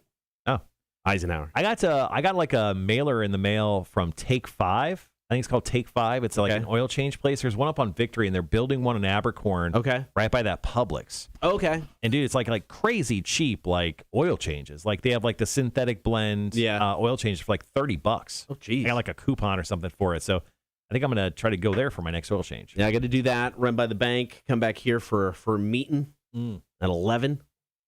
Can't you really do that meeting like on the road? Like, can't you do it on your phone? Yeah, it's usually a video call, so I don't know. BS. Charles agrees with me. He goes, Deftones, thumbs down. Like I said, my only Deftones experience live was Austin City Limits. It was the year Metallica played. So it was 2019. Edibles hit me hard. Oh yeah, this is the one where you died. I hit me so hard, and we had great spots. It was me and my cousin. We were out in the middle, really close. I don't know, 10 feet away from the stage because we were planting our spot because Metallica was coming up. I think after the Deftones, and Deftones come up. Those edibles kicked. And remind me, so you ate a brownie edible? No, there were. So it was gummies, homemade gummies. Right. So my cousin's roommates make their own gummies. So homemade gummies. And you ate a whole one, right? We ate way too much. And did you eat more than one? No. It was we each had a little piece of it or whatever. Right. But enough. And it was before we got there. I mean, it was on the way there in the car. So it's like, and then we were there for a couple, an hour or so. Nothing was kicking in. Right. So my cousin also had some extra, had a joint. So we're like, fire it up, pass it around a little bit with an ACL. 10 minutes later. Before the pandemic. 10 minutes later, I just looked over and I'm like, I mean, I went from our great, not seats, but a spot. I went over, there was a fence off to the side, and I just plopped my ass down. And my cousin, I mean, she probably spent $40 in water because it was just the dry mouth just hit. Yeah. I almost texted my wife going, I love you, I'm going to die. I mean, it was just the most miserable buzz I've ever had in my life. So you're going back to Austin City Limits next week. Yeah. So are you gonna get high again? So here's what I like. So I'll probably I only plan on going to the actual festival a couple days or like one day. So I doubt I'll get high there, but I plan on going to see just live music with my uncle because he kind of knows where to go with everything. Uncle likes to get into a nice state of mind before going to see live music. So I'll probably partake with him, but is not edibles, so I should be fine. Jeremy says, the unpredictable homemade edible. Fantastic. Dude, it wrecked me. Yeah. So Gibby has a live stream. Oh, dude. Thanks for the reminder of another thing that's got to get taken care of that requires money. Oh, yeah. We'll definitely take care of that. Gibby says 8 p.m. Eastern time tonight. If you follow Gibby-san, 723 on Twitch. If you don't already, please follow him and check him out later on tonight, 8 o'clock. So long story long, the Deftones are on while I was suffering through that. long story long, Cotter plans on doing illegal drugs in the state of Texas. I do. Well, I hope you don't get pregnant. I think I should be fine. You don't know that. I'm fixed. Does that matter? Not in this case. Someone can definitely get you pregnant. Oh, damn. You're keeping them. But no, I'll definitely have some fun in Texas. All right, gonna go grab Lauren. Okay, we got about 4 minutes. Okay.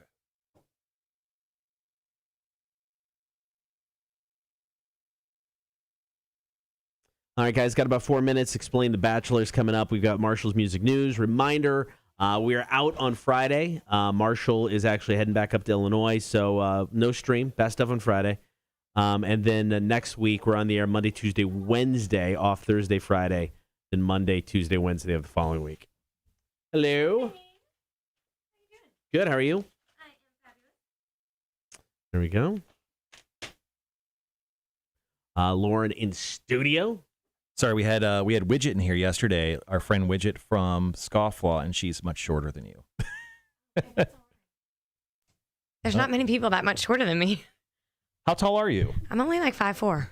Really? Yeah, I wear heels every single day. Okay, I was going to say, you seem giant. Yeah, thank you. Wow, what a nice thing to say to a lady. Well, in a good way. Like you're not like a. Your hands are so manly and huge. You're massive for a woman. Has anyone ever said that? Thanks. And she's like, "Are you single?" Like, no, I've been married for a really long time. I don't know how to interact with real girls anymore. No. Well, that's bad. Before we get on the air here, I want to first and foremost say thank you for your service. 3 hours last night. 3 hours of of Bachelor in Paradise? I'm drained. You know, I worked out at 6 this morning, and I was like, why do I feel so physically just tired and just mentally drained? And then I knew. Yep. Bachelor in Paradise. Bachelor in Paradise last night. Suffered through that. Well, the ending is coming soon, next week. Thank God. Is that one 3 hours? It's I probably hope so. 10. It's like a... They'll probably hit us with, surprise, 4-hour episode. So there is, I'm going over some of the stuff that happened last night. Obviously, we need to start off with the fight, the outcome of what happened with the fight. Then I saw, is it chocolate or mud? Massaging? It was churro ingredients. Churro. I got issues with this. Churro? What is it with them and food? Thank you. Food on bodies. I got problems. So then there were some snakes on bodies. And okay, this that you're looking at was the dumbest thing I've ever seen the producers do. This whole side thing. I literally have nothing to say about this. That was just, why? And then did anyone leave the show last night? Yes. All right, so let's leave that for our second break, Cotter. So let's go ahead and do that. But first break, let's talk about the outcome of the fight. Okay. And then let's get into some of this massage stuff. Okay. And then we'll dive into who got bounced on the second break, and then we'll talk to you once we're off the air and find out what else we'll talk on that second break. That's just gross. It is gross. Well, which part? The churro massage? Yeah. It can't feel good. Like that sugar's grainy. Like it's gonna be like it's gonna rub your skin off. It's exfoliate you though. Oh, that's good. I've been told that's good for your skin. Yeah. It is. It'll take your self-tanner right off. Speaking of experience there. Yeah. Oh, yes. Yeah. And if you look at my elbows, like 90% of the time, you can see I do not exfoliate them. There's just like dark self-tan spots. I will always point that out now. Thank you. Oh, your elbows. Lauren, no. So dark and manly. Your giant elbows. Oh, my crusty orange elbows. Your massive elbows. Why are they so big for a woman? Does any man like you? Oh my God. Take one look at those elbows. They all go running. All right, guys, we got about 30 seconds. We'll be back.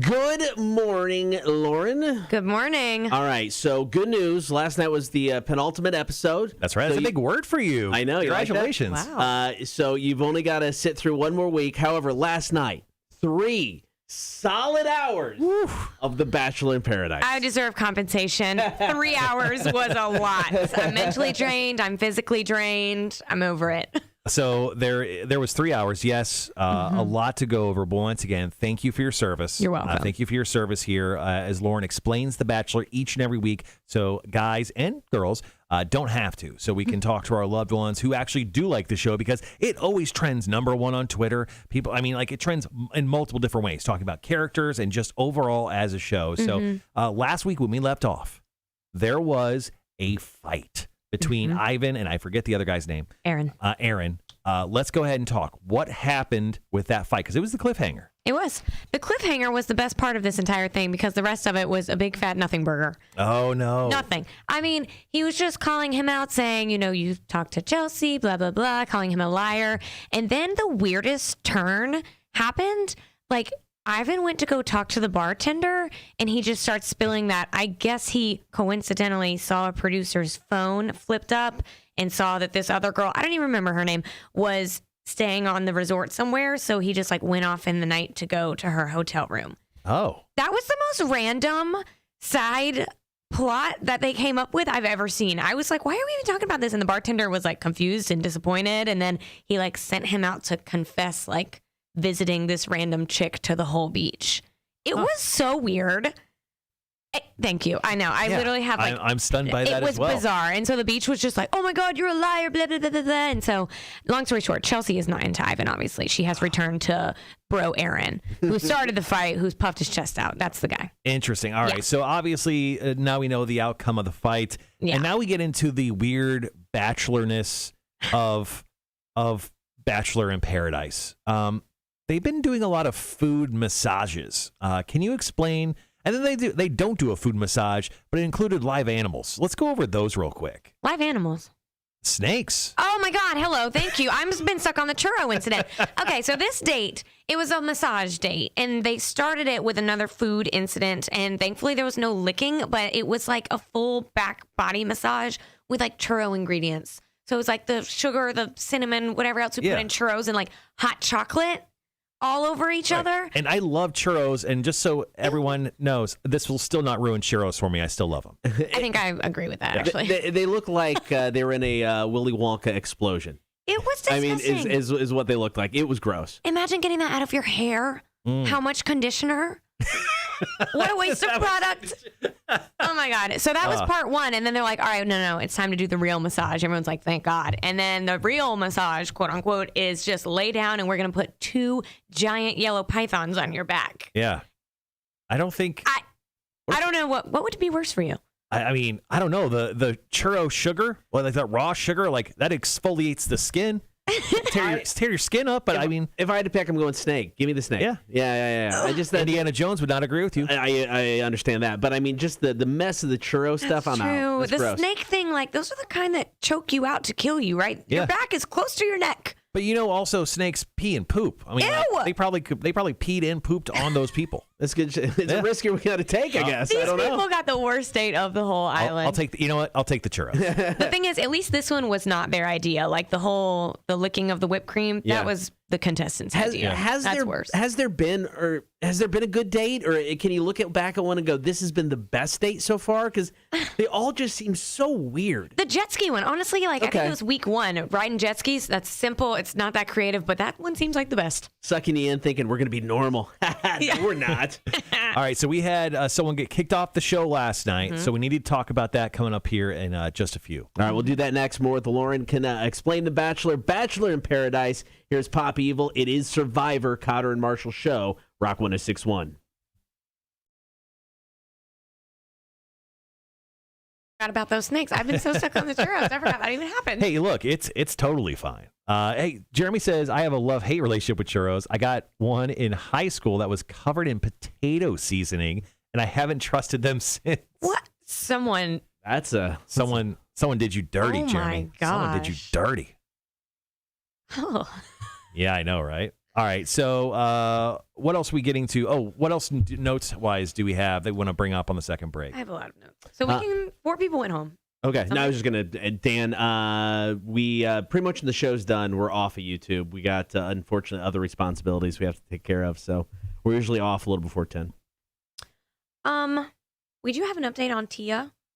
Okay. And her talking vagina. Oh, definitely need to talk about that. Yes, we learned what it told her to do. Oh, boy. And there was a witch date. That was kind of weird. And I know there was Rose. Prom. Yeah. Ooh, let's talk. The prom was very dramatic. Let's talk Tia, the prom, and then let's talk about who got kicked off, and then we'll wrap it from there. Great. Perfect. Because the prom was a pretty big deal. Tia had the talking vagina, right? Yes. Yes. Tia with the talking vagina, prom, and then we'll talk about who got kicked off. Yeah. Did we just get, how many people got kicked off? Just one? We lost 4 men. Ooh. Mm-hmm. Oh, no. And then something weird happened. I was looking it up this morning because I was watching the whole episode. Cameron was there watching the whole episode, and Natasha just disappeared. We could not, they didn't show her once at the prom or anything. And I was like, did I miss the part where she left the island? She's had diarrhea. She must be ill because I was looking it up and I think she's still there, but she just wasn't. Yeah. Nothing. Someone probably made comments about her elbows and she just went and cried. She's been exfoliating for hours. That's too long. Jeremy says, I'm aware. It's been a 20-year punishment of someone who put potato seasoning on a churro. Good Lord. I feel bad for you, man. Monster. Horrible. Someone should take you out and just treat you to a nice little churro day. Like Yeah. I'm talking breakfast, lunch, and dinner, just churros. There's churro versions of Cinnamon Toast Crunch. Start with that. Have you had that? Really? I have not. Yeah. That sounds I delicious. just, like it's just the same ingredients as Cinnamon Toast Crunch, isn't it? So it's just Churro shaped? That's I don't know. true. yeah, it's just the same thing, right? I don't know. It's probably just a different shape or something. So I used to get really, you're not gonna believe this, massively drunk, and go to a place called Roberto's in Las Vegas, and I would always get like a carne asada burrito, but then I would get a strawberry filled churro. Oh my god! Still the best damn churros in the universe was at Roberto's. It was good. They had like cherry, vanilla, and then they had like regular churros, and damn it, it was freaking delicious. Yum. All right, guys, got about 45 seconds. Wanda says talkie vagina. That sounds like a lot of trouble. It is. It's been an issue. Last week, she was very conflicted on what she was saying. Jeremy says I'm all about it, boys. Let's make it a day. I love it. Done. I feel like we need to go to like Jacksonville. Yes. And I don't think there's enough spots in Savannah that could treat us to a good churro. I don't know if Good I've ever day seen of a churro churros. in Yeah. Savannah. All right, guys, be right back.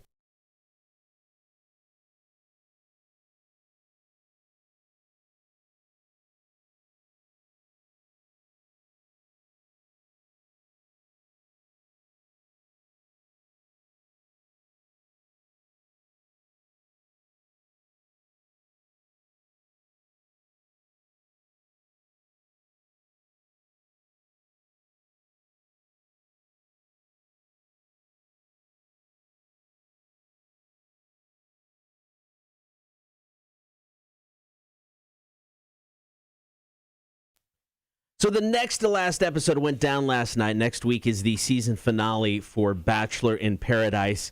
Last week, Lauren, we talked about Tia and her talking vagina. Do we have an update? The vagina has spoken. Okay. Ooh, what has the vagina said? She said to go with Tatty Daddy Blake, but Okay. Tia's brain thought different, and at the rose ceremony, she went with nice guy James. So she didn't listen to. She did not. What are we doing here? What is she doing? I thought she made the right decision, but then as the episode went on, this new girl Anna came on the beach, and sweet guy James just ditched Tia. So I'm sure she was sitting there wishing, "Oh my gosh, I should have listened to my vagina." If one thing I've learned, always Yes. listen to the vagina. Years of wisdom. Some people can't even hear it. I know. Yeah. And if you ever hear the gift of hearing talking vagina, you should probably listen to what it is. Yeah. You just take its advice. You run with it. Oh, 100%. Agree. That's the lesson here. All right. So there other stuff happened on The Bachelor in Paradise last night, specifically a big event. A prom happened. Give us like the highlights, the bullet points of amazingness that happened with this prom. So it was 80s themed. Was that weird for you because you didn't live in that decade? Yes, and one of the contestants in his interview, he was like, I never went to prom and I never went to the 80s either. I was like, I feel that, dude. I understand. Yep. It hurt Cotter's feelings. I'm sorry. Mine too. I was born in 81. So too. sorry. Yeah.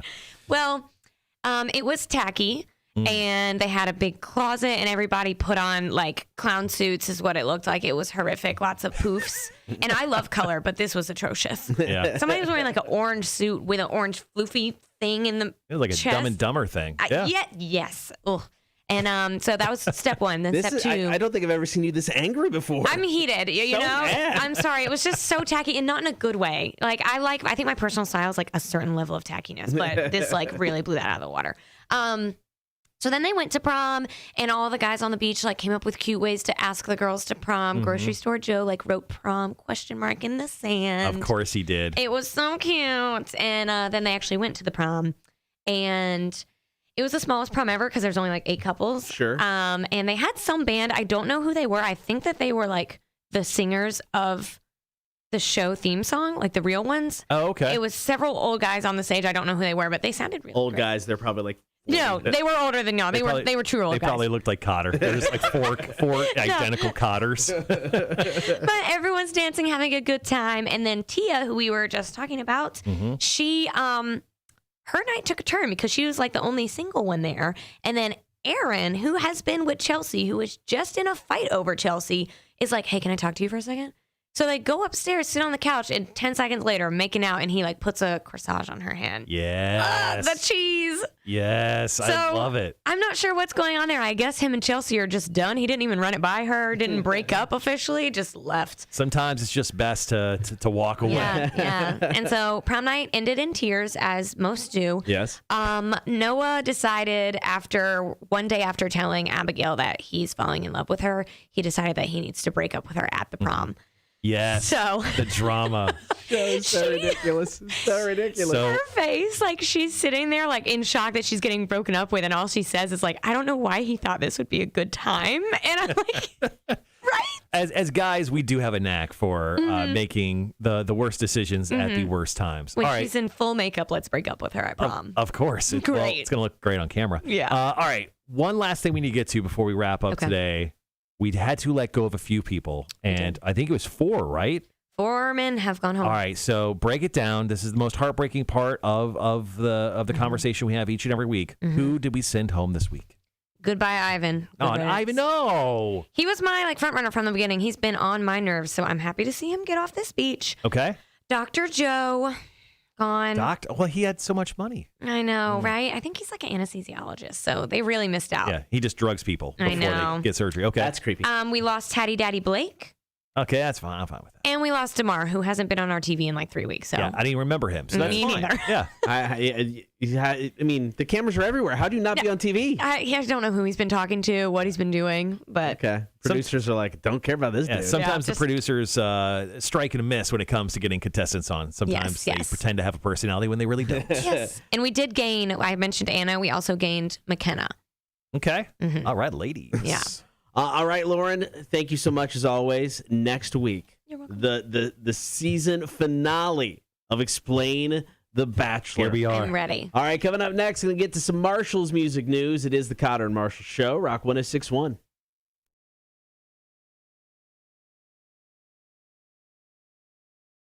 We're got a question for Lauren right here from Wanda. Wanda says, I have a question for Lauren. What's some suggestions for facial products that work for older ladies? Are you talking about like creams or lotions? Are you talking about makeup? Like facial products? I guess I'm a guy. I don't understand. Facial product. Could it mean all of those things? Yeah, I think guess so. facial, and I think something so totally different. Yeah. So sorry. I am really not great at skincare. I've only recently gotten into it. And so I do like a vitamin C and then some other serum. But my mom got me into it. So like, I'm not calling my mom old, but she is Right. older than me. And she has a really good skincare regimen. Well, Mama Wolverton needs to jump on the stream. She does. And she's great. I mean, she does vitamin C in the morning. I know that. And then she has like a nighttime serum that she puts under her eyes. I don't know. She says it makes her feel glowy. Ooh, glowy. What? Glowy. Better than That's at least what I say. Yeah. I don't know. Wanda just says, a good routine for skincare. Yeah. So she should just soak her face in some orange juice in the morning. Vitamin C. Yes. Vitamin just C. orange juice soak. Yeah. No, vitamin C serum. Honestly, wash, tone, serums, moisturizer. I think across the board. Me and my mother both do that. That's a lot We of feel work. good. I'm just gonna. I've already accepted. I'm gonna look like the Crypt Keeper. I'll wake up Lot. a year. Oh, and SPF is so good for your skin. I wear SPF every single day. Oh, I don't know what that is, but it sounds Sunscreen, important. basically. Oh yeah. Yeah. Really? Yeah. Is it? I've heard bad things that sunscreen is bad for you now, and then Protects you from the sun. and there's natural sunscreen that you can use. That's not like the aerosol like stuff you get. Well, that's not what I'm putting on my body. I don't put that kind of sunscreen on every day. Like it's- You would smell me for miles. It's like a rub-on. Oh, okay. Yeah. All right. Made for your face. Jeremy says, also, if you don't know, there's a show going on at the end of next month that you should check out, Young Gravy. That is all. Okay. Jeremy also mentions that he is making some Carolina Reaper gummy bears. Do you want me to get you some more in? No, I'm good. Anything hot that has the word Reaper in it, Yeah. like, miss me with that. Mm-mm. Wow. I like spicy, but I don't like the kind of spicy where like there's no flavor. It's just pain. Just pain. It's pretty much kind of what we do for a living. We'll handle that. Don't you worry about Yeah, that. y'all take the fall. I'll take the fall for Bachelor, and y'all do that. All right. Well, we're excited that The Bachelor in Paradise is coming to an end for many reasons, but we're sad at the same time. I know. So next week, the final episode of Explain the Bachelor. Don't think that you're not just going to we're still going to find a reason to make you come in. May not be on a weekly basis, but It's marked on my calendar. Just at some point this month, I will. Yeah, be at the radio. you're just gonna come in. Yeah. And maybe we'll just drink seltzers for the Perfect. entire day. Perfect. Slug IPAs. I know you're a big IPA fan. I am. So The little hazy ones. All right. yes. Thanks, y'all. All right. Thank you. What's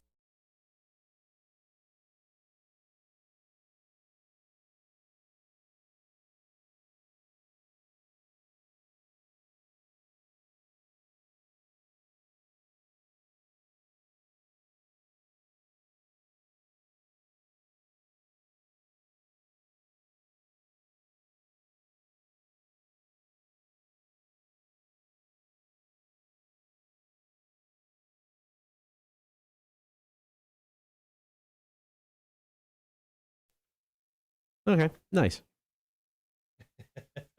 I like that. Yeah. Yeah, let me know for sure. Yeah, we'll probably do some stuff with that. Okay. All right, Christina. Yeah. All right. Here we are, guys. We made it. A show after I watched and stayed up way too late. A full concert. I actually feel rather good. Yeah. I'm going to fall off a cliff here soon. But the thing that sucks about my day is I just can't go home and just call it a day. I have a dentist appointment at 12 noon. Can you fall asleep while you're getting your teeth done? No, but my wife says a lot of people do. And I can't believe that. I've always said for years I could fall asleep kind of anywhere. I've always kind of wanted to put that to the test and see if I could fall asleep while getting a tattoo. Because to me, that would be the ultimate test. Because, I mean, those suck. Yeah, I mean, some tattoo artists, some people request like a numbing cream so they don't feel it as much or whatever. Pussy. You still feel it. Yeah, pussy.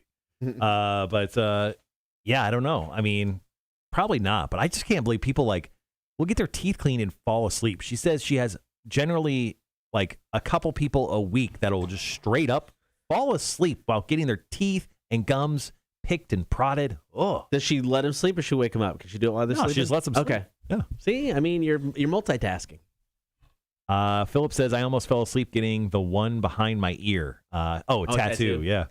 Yeah, I mean, because with the schedule we have now, I think there's a really much better. So, say my next tattoo appointment, I want to say is in February or March. It's a ways off. Mm-hmm. But the schedule we got now, if I would go in right after work, or say even more, say I went in at 2, so I really didn't have time to nap. Mm-hmm. So I went in, and then it just hit. I bet I could fall asleep while getting a tattoo. Yeah, I bet I could do it.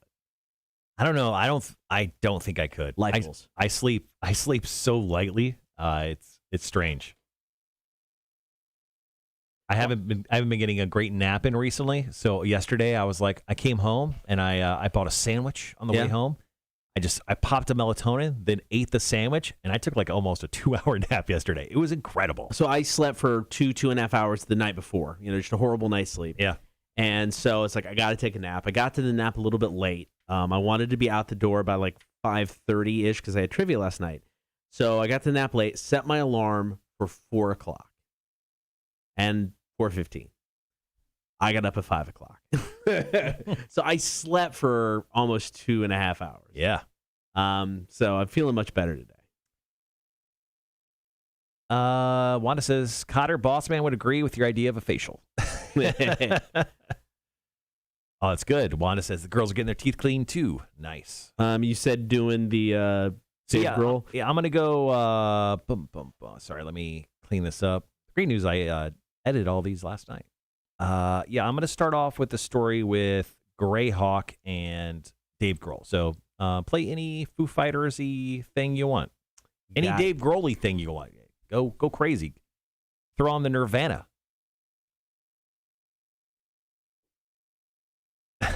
Jeremy, naps. I guess I'll just enjoy the rest of my 30 staying awake all day. Yeah, that was awesome back then. Yeah, waking up with our schedule. It's just, naps are one of the perks of the day that we like to indulge in. I don't feel bad not taking phone calls from my boss or doing anything when it's nap time. Turn my phone on Do Not Disturb, and I am exactly that, not disturbed. Yeah.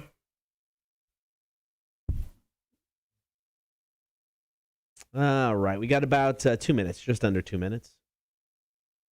Yeah. As soon as this is done, oil change for the wife's car, come back, phone call, Zoom meeting thing, then head home. I don't have anything for the rest of the week at night, which is nice. Mm-hmm. Last 2 nights at trivia, so I'm done with that for the week. Yeah, today, dentist, and then tomorrow I'm hosting hosting bingo over at the Draft Room in Berwick. Oh, yeah. And it's my wife's birthday tomorrow. Yeah. She going to bingo with you, or is she? Yeah, she's going to. We got some friends that are going to join her and play bingo. So we got some folks that'll hang out with her, and I'm going to host bingo for an hour and a half leading up to Sunday Night Football. Thursday Night Football. Man, I think I need some sleep. I think I'm dying here a little bit on the last few minutes of the show. At least I made it this long, right? That's true. Got a minute left.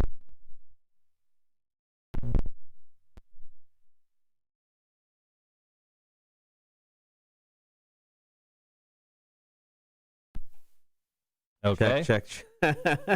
Our power just went out at the radio station. I don't know. Okay. Are we back on?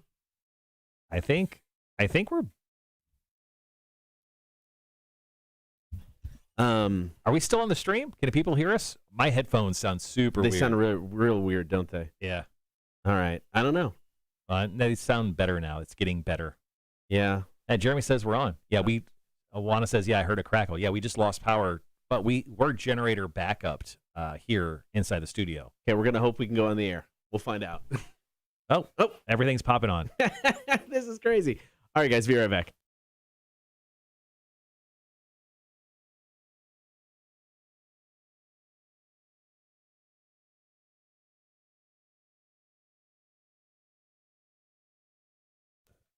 That was fun. I don't know what just happened. We just lost power to the entire radio station. We're like generator backup, so we didn't lose too much of. I don't know what we were doing there. I don't know what happened. It was very weird. Just everything went out. Thankfully, we do have that backup, so this machine stayed on the air. I'm assuming we're on the air right now. I think we're on the air. Who knows? Yeah, I mean we're on the stream, so hopefully people are watching us there. Well, Cotter, let's get into some Marshall's music news. Let's not waste any time. Greyhawk, they're a band you're probably not familiar with. Their bassist, Darren Wall, who was shot in the leg when confronting an attacker outside a music venue earlier this month, recently received quite the exciting furniture loan. Talking about Dave Grohl. He obviously broke his leg in, multiple spots when he fell off a stage a couple years ago. When Dave heard about this incident, Dave actually sent this guy the throne so he could perform with his band Greyhawk. Now, according to Seattle's King 5 News, it was reported that a sold-out hometown show at the club El Corazon around 3 weeks ago is reported by them and their radio station. Wall was shot in the left leg while protecting a venue full of bands and fans from a belligerent suspect on September 5th. Now, this incident actually went down in Boise, Idaho, when a suspect named Ethan Bird, 26 years old, was making threatening gestures at others outside the venue. So Darren Wall, the bassist of Greyhawk, went up to him and kind of subdued him, but he got shot in the leg in the process. Dave Grohl heard about this. He sent him a message saying, I heard about what you did. I'm going to send you this free of charge. And Dave Grohl has essentially put out one of the best furniture loans of all time to Greyhawk bassist Darren Wall, a hero, possibly saving multiple lives with what he did outside that venue in Boise, Idaho before a Greyhawk show. That is awesome. Very cool story. That is very, very cool. All right, more Marshall's music news coming up. Let's do some Foo Fighters. It is Monkey Wrench, Cotter, and Marshall. Rock 106.1. Yeah, that was super strange. Wanda says she heard us on Alexa, so I think we're all good. But yeah, everything just powered down. I thought my headphones were blown out. They sounded fine now. Yeah. I guess our mic processors probably just took a second to pop back on. Super strange. I'll go Van Halen.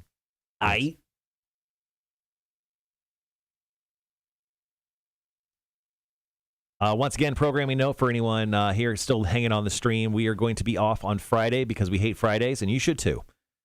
Be like us. Refuse to come in. I'll be here. I'll be here on Friday. Yeah. I'll be working. I just won't be on it. If feel free live stream. But no, I'm the reason why we're gonna be off. I'm taking the day off. I'm going to head to Chicago for the weekend for a wedding. So, and technically my flight's not till 1:30, so I could very well easily do the show. It's too late now. We've already made. But I'm not going to. I'm not going to. Our next Friday broadcast won't be until the 15th of October. You sure about that? I think because we weren't on last Friday. We weren't on the Friday before. So the last Friday broadcast we had was the 10th, right? Yeah, we had a lot of stuff come up. No, I get it. Yeah. Boat day. Oh, I'm not judging. Mandatory fun day. No, but we've got some great guests coming up for Beer for Breakfast. We're going to do a special Beer for Breakfast with Hodge next week. Still need to reach out to him about that. What the hell's going on there? I don't know. What the hell was that? I don't know what that is. What's popping through on our headphones? I have no idea, man. I'm hearing music. I am too. Hold on.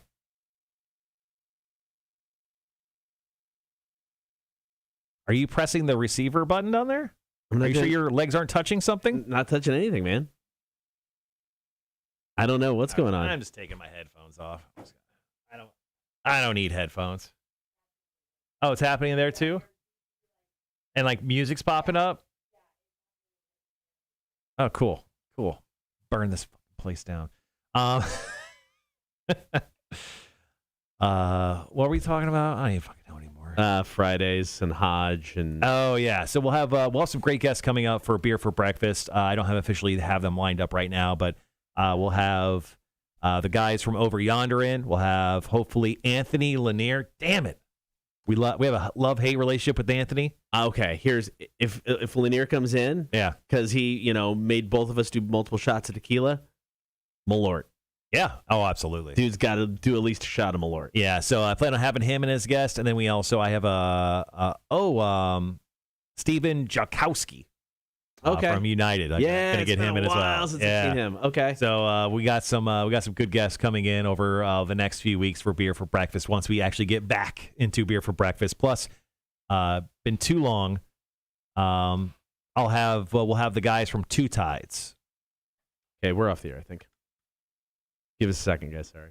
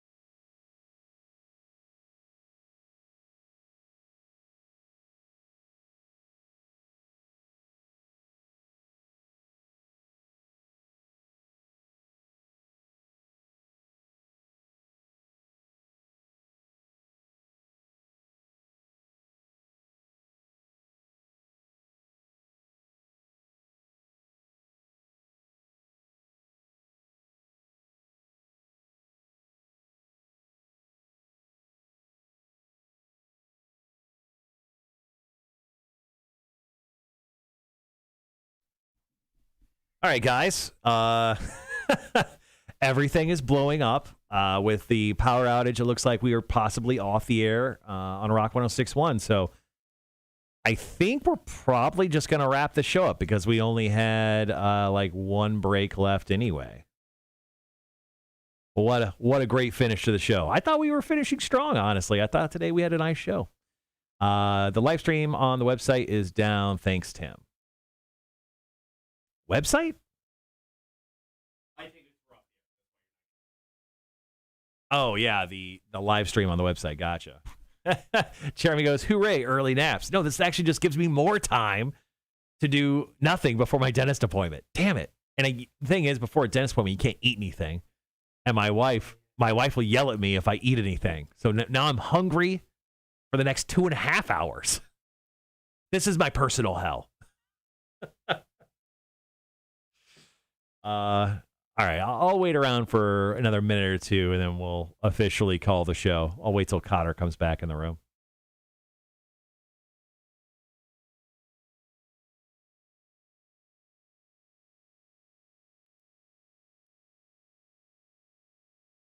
That's what it sounds like on the air? Oh. Not nice.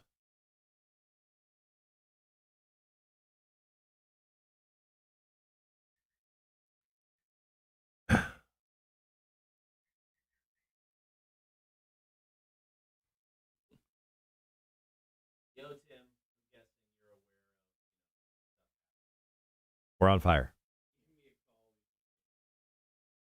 Andrew said Cotter looks like he's going to have a panic attack. Yeah, people are calling into the radio station right now, probably to tell us we're off the air, or it's a very unpleasant sound. Recco's award-winning show right here. That's right, motherfucker. Rock 106.1, hello. Oops, hold on a second, guys. What's happening? What's Rock 106.1, hello? Yes.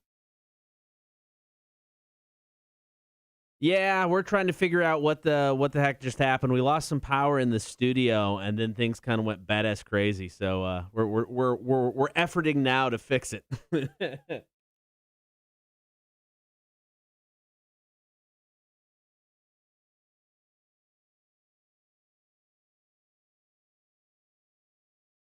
The aliens have taken over. I don't have my headphones.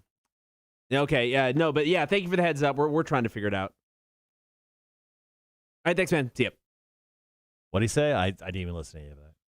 Jesus Christ. Okay. Well, you know what? I think that wraps up the day. Yeah, guys. Sorry, guys. Yeah. Andrew is right. Cotter, you do have a mild panic look on your face, and it does kind of sound like aliens. Kind of looks like he's freaking out. Mild heart attack, maybe? No. Stroking out on us. Wanda says you're all going to need an edible after this fiasco. I agree. I can't get it plugged into anything. Yep, I'm guessing he's getting all the notifications that I don't even get. So I'm sure is aware of the situation and is trying to figure it out. You stay classy, San Diego. I'm in a glass case of emotion. That's what Cotter is right now. He's in a. I'm in a glass case of emotion. No, he truly is. Nothing I can do, so I'm not going to lose any sleep over it, guys. All right, well, you know what? Screw it. That's the live stream today. We thank you so much. Cotter, what's on the show tomorrow? Quiz in the face. I'm quizzing you in the face. It's Jeopardy week for Quiz in the Face. I've got, I explained it to you yesterday, but we're going to quiz you in the face with some Jeopardy stuff. Hefe, the new music, Beta Fish. I'll go solo on this mother. All you need is me anyway. We have Hefe, the new music, Beta Fish. We'll give away more Shinedown tickets with Are You Smarter Than a Community College Dropout? We'll have our question of the day. We'll do About Last Night. Guys, it's going to be so great. You're going to have such a good time tomorrow. All right, I'm off to get my teeth prodded by my wife. And then, I'm going to take a goddamn nap. Hope you guys have a great rest of your day. 6 a.m. tomorrow. We'll try not to end the way we did today. Peace out, guys.